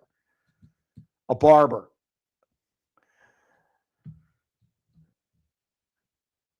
Jerry Myers GoFundMe is doing well. Good to see. Yes, I saw that that they had one, and a lot of people were donating to it. Tell everyone how you got into sprint car racing. When I first went to modifieds at Penn National in 1977. I saw sprint cars there at that time, as well as modifieds. Smokey Snellbaker and the Hardys, the Lloyd car had Hardys on it. And then I went to Silver Springs. And then in 1984, I saw a commercial on television. They used to have commercials. And it was a World of Outlaws commercial. The World of Outlaws were coming to Williams Grove.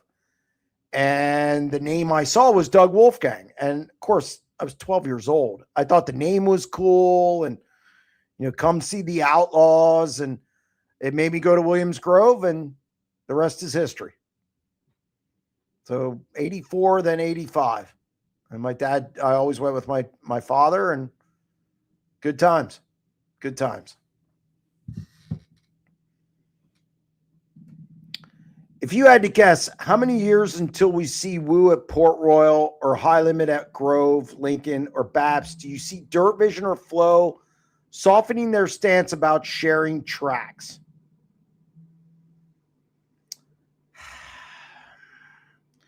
I don't think you'll ever see High Limit at the Grove. That I don't. And I don't think you'll see the Outlaws at Port Royal. Port Royal is High Limit's flagship track. Baps, I guess maybe I wouldn't rule anything out, but I don't expect to see Dirt Vision or Flow softening any stances. I think there's a divide there, and I don't think that's changing. It would take a lot. And like I said, I think High Limit at the Grove, I don't see that ever happening. I think that's the one that's way out in left field that's unobtainable. Venezuela leading 1-0. So it is Venezuela. What else do we have? Jeremy, very much appreciate your professionalism in covering sprint car racing at such a high level. It is crucial for the sport, and hope for continued expanded coverage. Doing my best. We're going to hopefully have some more things coming out later this year. I got to talk to Eric about that. So I'm going to put Eric to work more. He likes that. And we'll try and get another show up on YouTube. Maybe a Sunday show highlighting the weekend is something I'm looking at. If we do something like that, I hope to see it sometime in April when everything really gets going. So we'll see. But thank you. Cole Macedo sure seemed better than the car he is in. Wayne Johnson is a great guy, but as far as a crew chief on a 410, I don't think he's going in the right direction. Thoughts? Look, it's a combination. I've seen guys be bad in one situation and be good in another. We've seen it numerous times in sprint car racing where we didn't necessarily know. Look, Tanner Thorson, I think he's exceeded everyone's expectations. I think that's Ashton Torgerson. Again, I think everything's a combination. I don't know.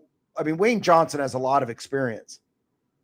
So I'm not going to say that he's bad. I don't know. It could be the combination. It could be just you're going through a stretch. We've seen it in racing. Everybody goes through a stretch. So I don't really know what's wrong there or what the right direction is. But it's not going well now, and they need to turn it around because at some point, performance matters. And getting it done matters. So they need to get rolling here.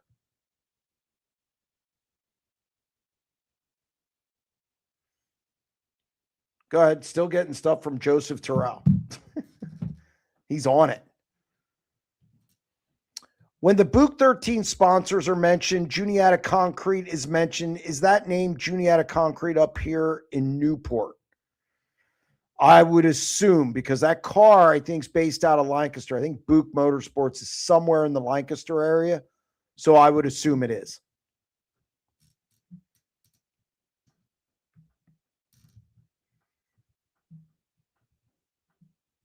I think he has Big Spring Car Wash too. That's Big Spring, PA. So I would assume they're all local sponsors.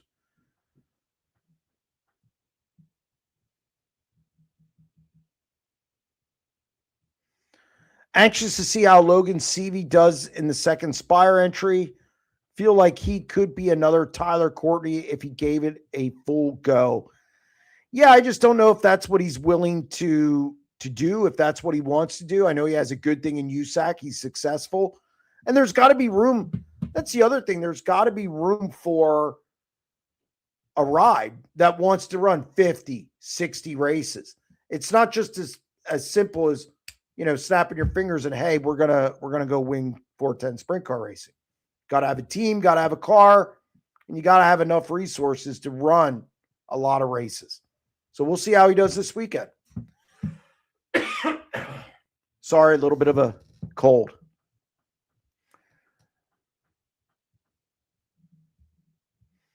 Who is your Western PA Mount Rushmore? Oh, my God. Ed Lynch Jr. Well, can I put Tim Schaefer on there? Because he's from there. So I put Tim Schaefer, Ed Lynch Jr.,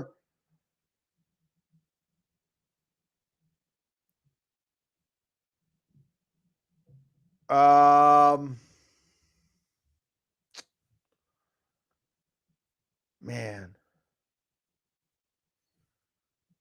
Hawley was really successful out there.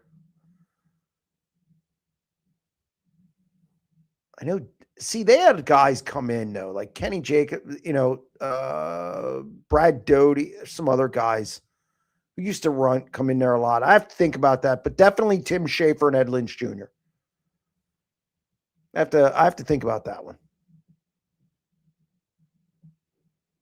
Will McCarl ever win a high limit race?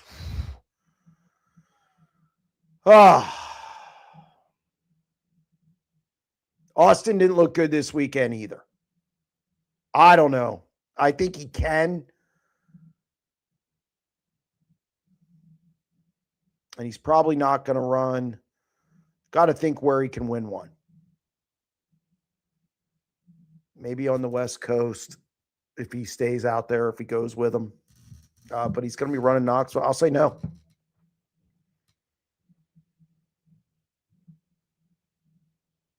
I think if he raced the whole circuit, he could win one. But ducking in and out, that's tough.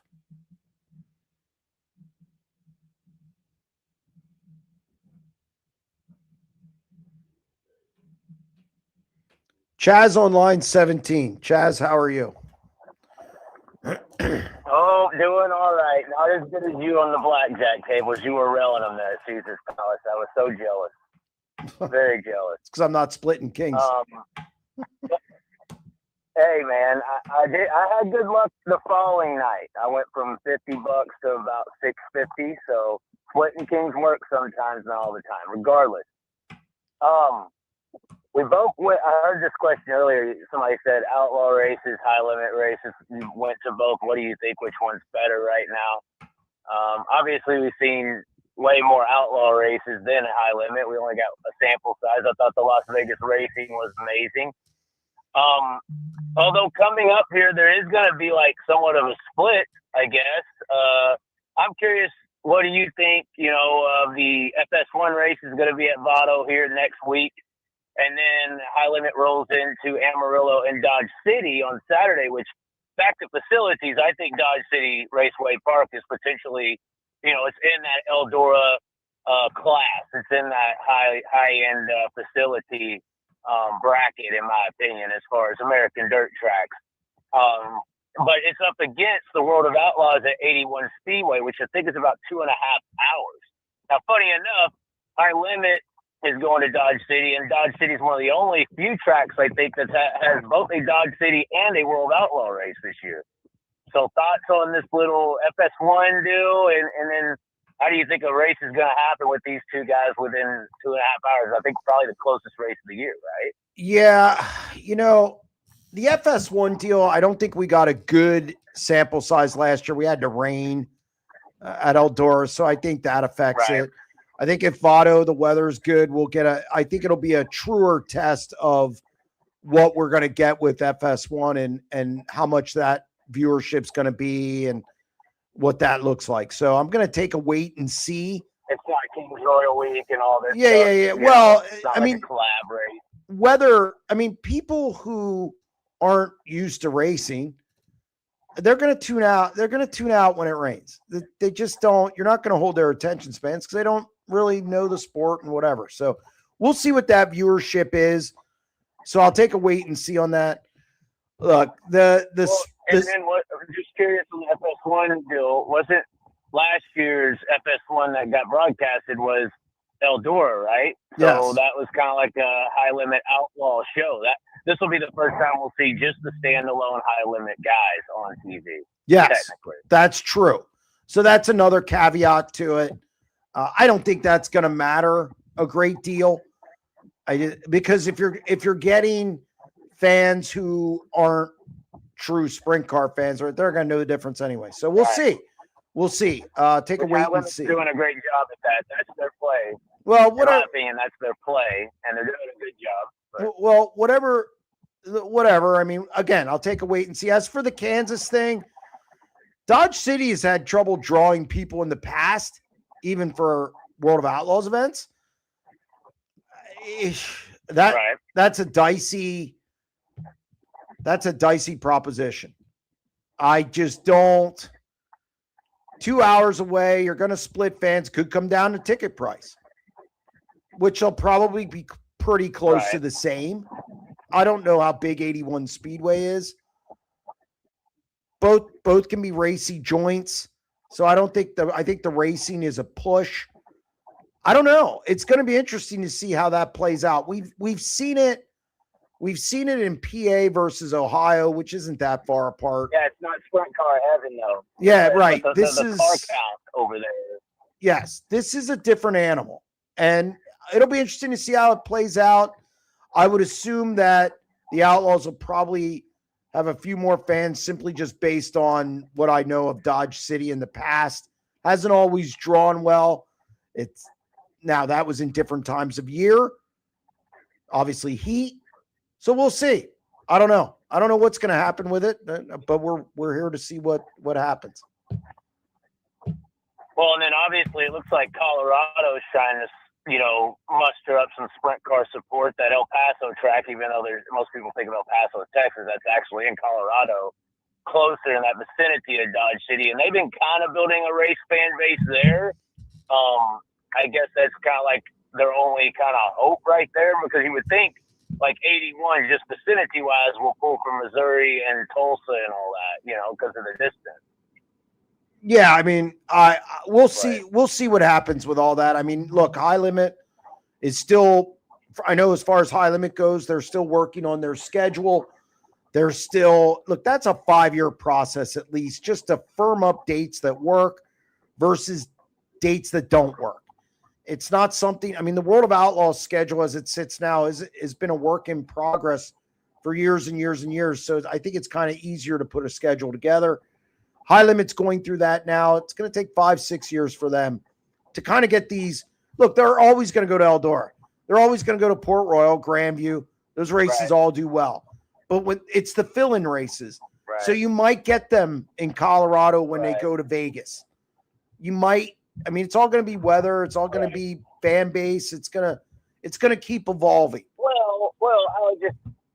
Well, I think we both kind of want the sport to evolve. The worst thing is safety right now, and that usually begins at facilities outside of these other issues. You look at facilities like Vado and Dodge City, it might be easier to, try to make these areas a little more hotbeddy or travel destination spots for fans, or just getting their prowess up in the region than trying to upgrade these facilities that are, getting twice the fan count, but technically in a forward-thinking process would need millions in actual facility upgrades. Where these tracks are kind of plug and play, they're at the top of the heap. I don't know if I've ever seen a better facility with that size. I think it's a third mile at Dodge City. I don't think I've seen it before. It's just like I said, it's on those NASCAR facility levels. Even though we were just at one at Vegas and we had one go through the fence. That's not the case at Dodge City, but it seems like these type of tracks need to become bigger because they could in the future if insurance companies start noticing the sport a little more and the government and they start seeing these things, these underfunded facilities, with a little guardrail or even like a Williams Grove or something like that, they may not be accepted in the future, depending on how big sprint car racing does actually get, Well, I'll leave you go with this because I can get back to the chat, but I don't see it getting bigger that the government cares.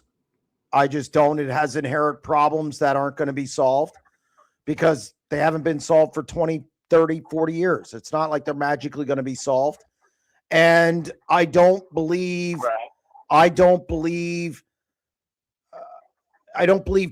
safety to me is something that has been talked about that I feel it's getting old because it's not changing. You're not going to tell an owner to do this to your track just because 2 nights a year a series is going to come in. There's just a lot of inherent problems, but I have to get back to the chat and I appreciate you calling. You on your way to Central Arizona yet? We are in the middle of a Grand Canyon. Yes. The boat is rocking. It is warm. But we are on the way. Yes, we are going to our hub for the week. Well, avoid that big hole on the left. Okay. All right, Chaz. Thank you for calling. No problem. Yep. All right. What else do we got? Let's get the puck is dropped for Oilers Sharks. Thank you, Eric. I appreciate that. All right, Jeremy, how much do decent full-time USAC midget or sprint car drivers make a year? I never really looked at it. I think it varies. I haven't looked at it, honestly. Sugar Bear, that's on me. Sorry. I have not looked at that. I think they can get a little over 100,000. 100,000, 150,000. They do okay, and I think that's why guys run multiple series.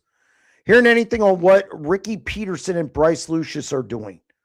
Well, they're racing. I think it's just these early season. Ricky Peterson, I expect to be back in the Ohio, Western PA area once that kicks off. I was surprised to see him at Talladega and then over at Kennedale in that car. That did surprise me, but I would assume he'd come back to the area. And then I think Bryce Lucius is, again, I think he's doing the same thing. Look, you got to find races. And Bryce Lucius he's looked really good at times. So I'm anxious to see how he develops this year and how, he win more races, maybe in Ohio, the all-star level, whatever it is. I don't know where he's going to run full time, but Lucius is a guy I have my eye on for sure. He looks really good running with the World of Outlaws.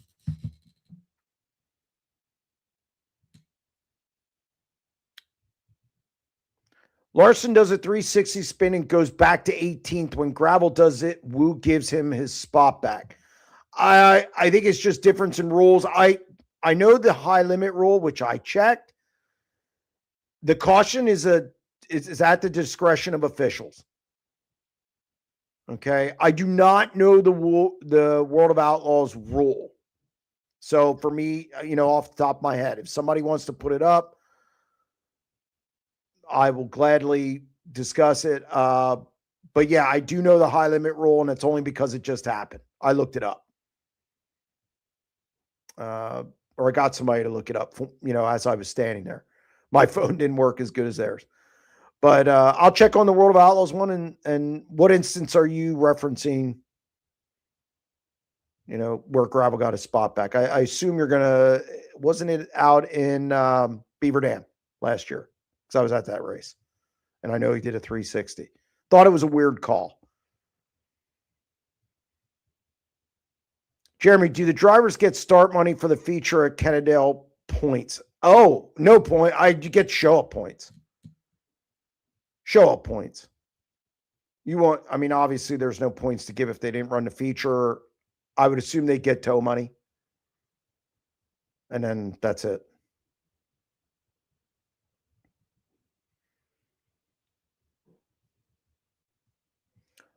When are we getting hybrid powertrains? I don't even know what that means.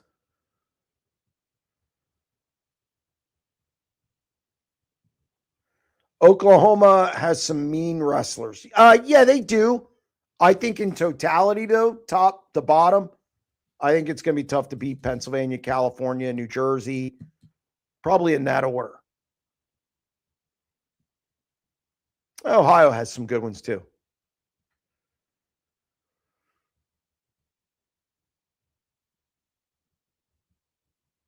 Instead of a ridged disc, why not use we got that one already. I answered that one already. Thorson is going to be a handful this year if he can figure out qualifying on big tracks. It looked good this weekend. I also don't believe it was a fluke. Stevie Smith was there. That helps. But he's only going to be a phone call away, and I think they did some things with their program. The funny thing is he talked about on the video with me, he talked about just getting rid of the, simplifying things, leaving all the trick wings, the different wheels back in the shop. Make it simple, stupid. And I think that paid off this weekend. They just worked on their car. That's it. And I think it paid off. And I think that's something that's going to kind of be in place the rest of the year. So I think Port Royal is going to be a big hurdle for them. And if he can get through 8 races of Port Royal and do well there, yes, he's going to be a handful. I think he's going to be anyway, but that could be a make or break.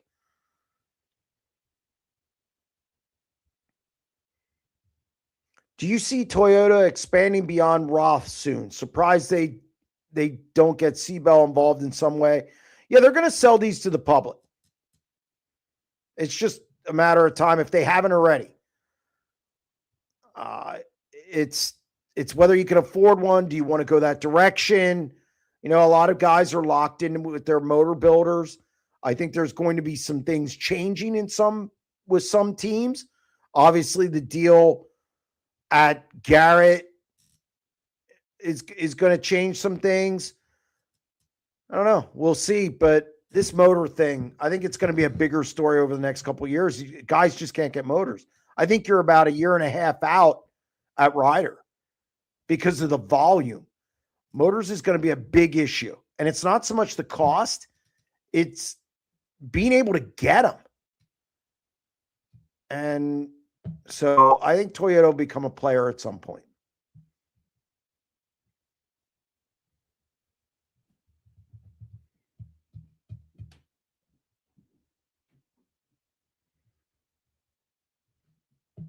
Why did High Limit have a support division at Vegas? If I remember correctly, they rarely did last year. I don't know. I don't know if they wanted to supplement the back gate. I don't know if they just wanted to, if they were worried about track conditions. I have no idea why they did it. I didn't ask. They did it 2 out of 3 nights. Again, could have been financial because of back gate, or they got a good car count.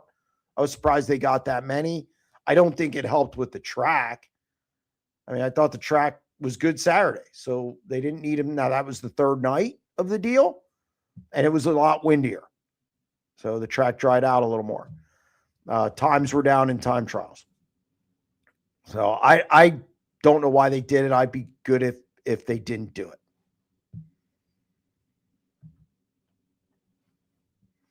Will Oilers cover 1.5? I'm not betting them. I looked at it. San Jose beat the Oilers a couple weeks ago. I don't like that Leon Dreisaitl's out. Now, teams have a tendency to kind of rally a little bit and change things up when a star is out, and they sometimes pick up the slack. I expect Connor McDavid to shoot more, hence why I took the over on his shots tonight. And the Sharks are up and down. Sharks have had a really good road trip, I think, even though they got beat 7-4 last time out.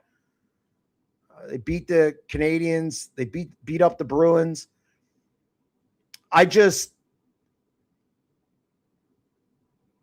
Their defense isn't good, so the Oilers can, but I'm not betting it. I think it's a 1-goal game. Jeremy, any updates on PA Posse TV pay-per-view? I do know they had some problems this week. It was all over it was on the internet. I know some people still didn't get refunds. I know somebody was supposed to have a freebie for the BAPS race and it wasn't turned on. They seems like they have some customer service issues they need to work out. But other than that, I'm not involved in it. So that's pretty much all I can say about it.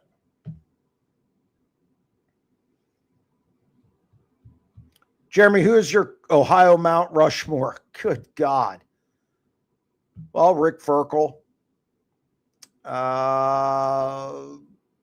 Do they have to be, can they be from Ohio, or do they have to race in Ohio all the time? If they're from Ohio, you got to put Dave Blaney, Rick Ferkel. Jack Hewitt was good in other stuff, but I don't think he was. As a wing 410 sprint car driver specifically, I think he made his bones, be his versatility. Jack Hodenshield has to be on there because of the races he won at Eldora. Dale Blaney, he's had a great career. Now, if it's just guys who ran there and you're not counting the National Series stuff, again, Rick Ferkel, Kenny Jacobs. Now, he ran National Tour stuff, but he also ran a lot of local stuff, all-star stuff. He could kind of count the all-stars because the all-stars were stationed there. I mean, half their schedule every year was in Ohio. So whatever your qualifications are, that's the key to a list like that. Sharks 1, Oilers 0. My daughter, I'm sure, is very happy. Who scored? Celebrini? I should have bet Celebrini scoring a goal. But I just need shots from McDavid in that game. Orlov, okay. I'm sure Celebrini was involved some way, some form. Have you ever been to John Gibson's favorite track in North Dakota on the quarter-mile Bull Ring River Cities? I have not been there. I would like to get there. It's a bucket list type of track. But no, I've never been there.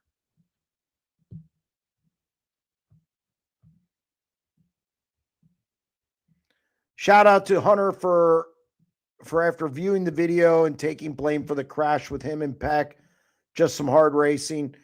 Yeah, Hunter, I think, is a good guy. And you don't see many guys get on and say, hey, my bad. I was wrong. I always respect it because we don't see it. It doesn't happen. So props to him for doing that.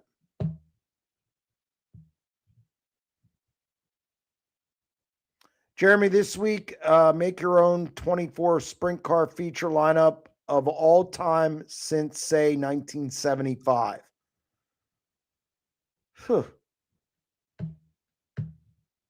I could do that. I don't know if I'll get a chance to do that, but I could do that. It'd be guys I want to see. Glad to see Steven Snyder Jr. doing okay. He just needs more laps. Agreed. Needs more laps. But I think he's a talent. Definite talent. Venezuela 2, USA 0 in the 5th. Thank you very much for the update. Brent Marks in the hole in high limit points, 9th place for the high limit regulars. If you want to win the championship, he needs to improve on his finishes. Yeah, they struggled a little bit. They couldn't, the one night they didn't start, they had fueling issues. So he didn't get hot laps and then came out for time and just wasn't good. So fueling issues didn't help. And when you're buried in those races, you're buried. Good luck getting out of a hole. You know, we talk about Donnie Schatz. That's one thing Donnie's been able to do this year, time bad and bail out of a hole. Don't know if Marks can do that night in and night out. He's got to get a quicker start. It's got to be better at Central Arizona. You can't get too far behind in these National Series points. The splits just aren't big enough. The gaps between, between positions in the feature. Plus, you go to tracks where you're not getting 40 cars like PA, so you can't make up ground. Everybody's going to kind of be in that mix. You need guys to kind of fall off, and there's not enough of a gap. When you go to tracks and there's 24 to 30 cars, the guys in front of you are going to make it and are going to run near the front unless they have something to happen. So you can't. Definitely needs a better showing in Central Arizona. Thorson had a great weekend, but let's not get carried away. I agree. But I think if you look at that schedule, and that's why I say I think Port Royal's huge for Tanner Thorson. I think the other tracks, there's a lot of those 3/8 or smaller tracks on that schedule. I think Port Royal's the other one he needs to overcome, and Eldora. But they only have 4 races at Eldora, and I'm not sure if that format counts for the Joker's jackpot because of the split field deal on that opening night. Skagit, Port Royal's it. That's where Tanner Thorson needs to improve. So we'll see. We'll know. I think we'll know more come May, but I expect them to be in the hunt since Central Arizona is not big. I think it's 3/8. It's not a half. But yeah, I agree. Let's not get carried away, but I also don't believe it was a fluke. Truth lies somewhere in between.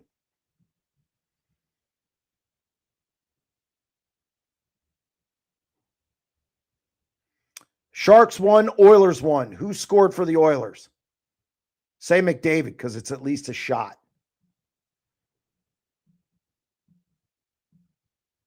I get the what's this? Jeremy, who owns PAPosse.tv?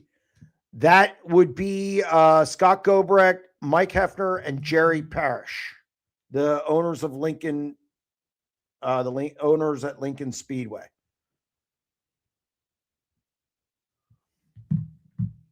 My daughter's asking me if I'm watching the game, but I'm going to be watching it in about 5 minutes. So let's zoom through these. Nugent Hopkins. It's not what I want to see. What drivers do you see retiring in the next couple of years? Wow. There's a question I didn't think I'd have. Well, I think Donnie Schatz, I don't think Donnie Schatz goes much past 50. I don't think you're going to see Donnie Schatz crack 55 and 60 years old. So that's one. He'd be the most notable. Just thinking about it. Deweese. Obviously, Lance Deweese. He's going to race more this year than he has the past 5 or 6 years. So I think Deweese, Schatz, those are the two that jump off the page to me. About 2-3 years. Tim Schaefer, Lauda said Tim Schaefer. Maybe. He runs a kind of a scaled back schedule now. So we'll see.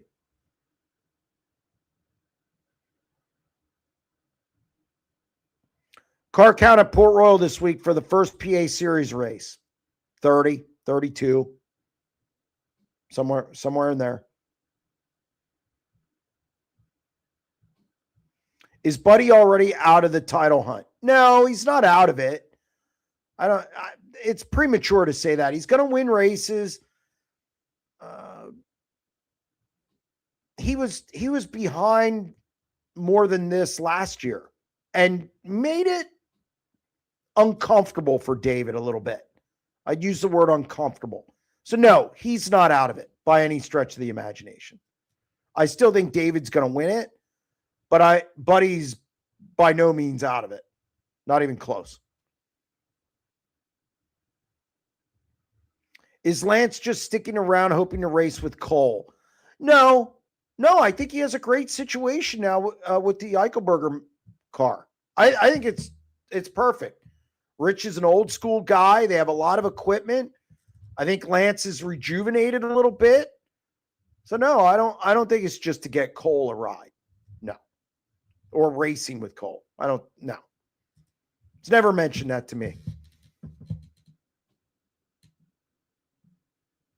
Will we see Glenn Stars in Central PA this weekend? I'm not going to say no. I have no idea. I know he will not be a regular here. There's no way he's a regular here. But will he come down this weekend? I think it's a possibility.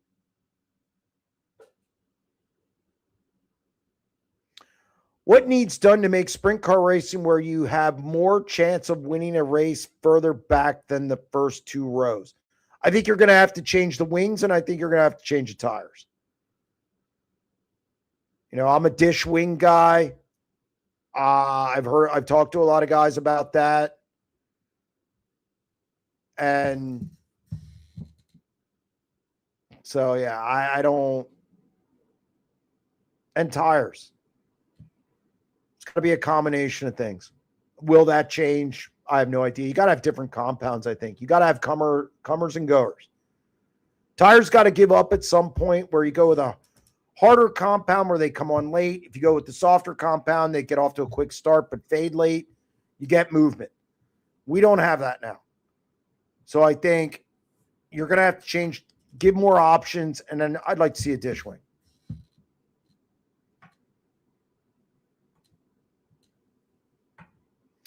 Oilers 2, Sharks 1.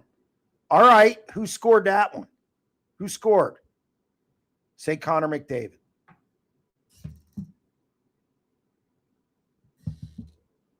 You watch. The Oilers will win like 7-2 or some ridiculous number.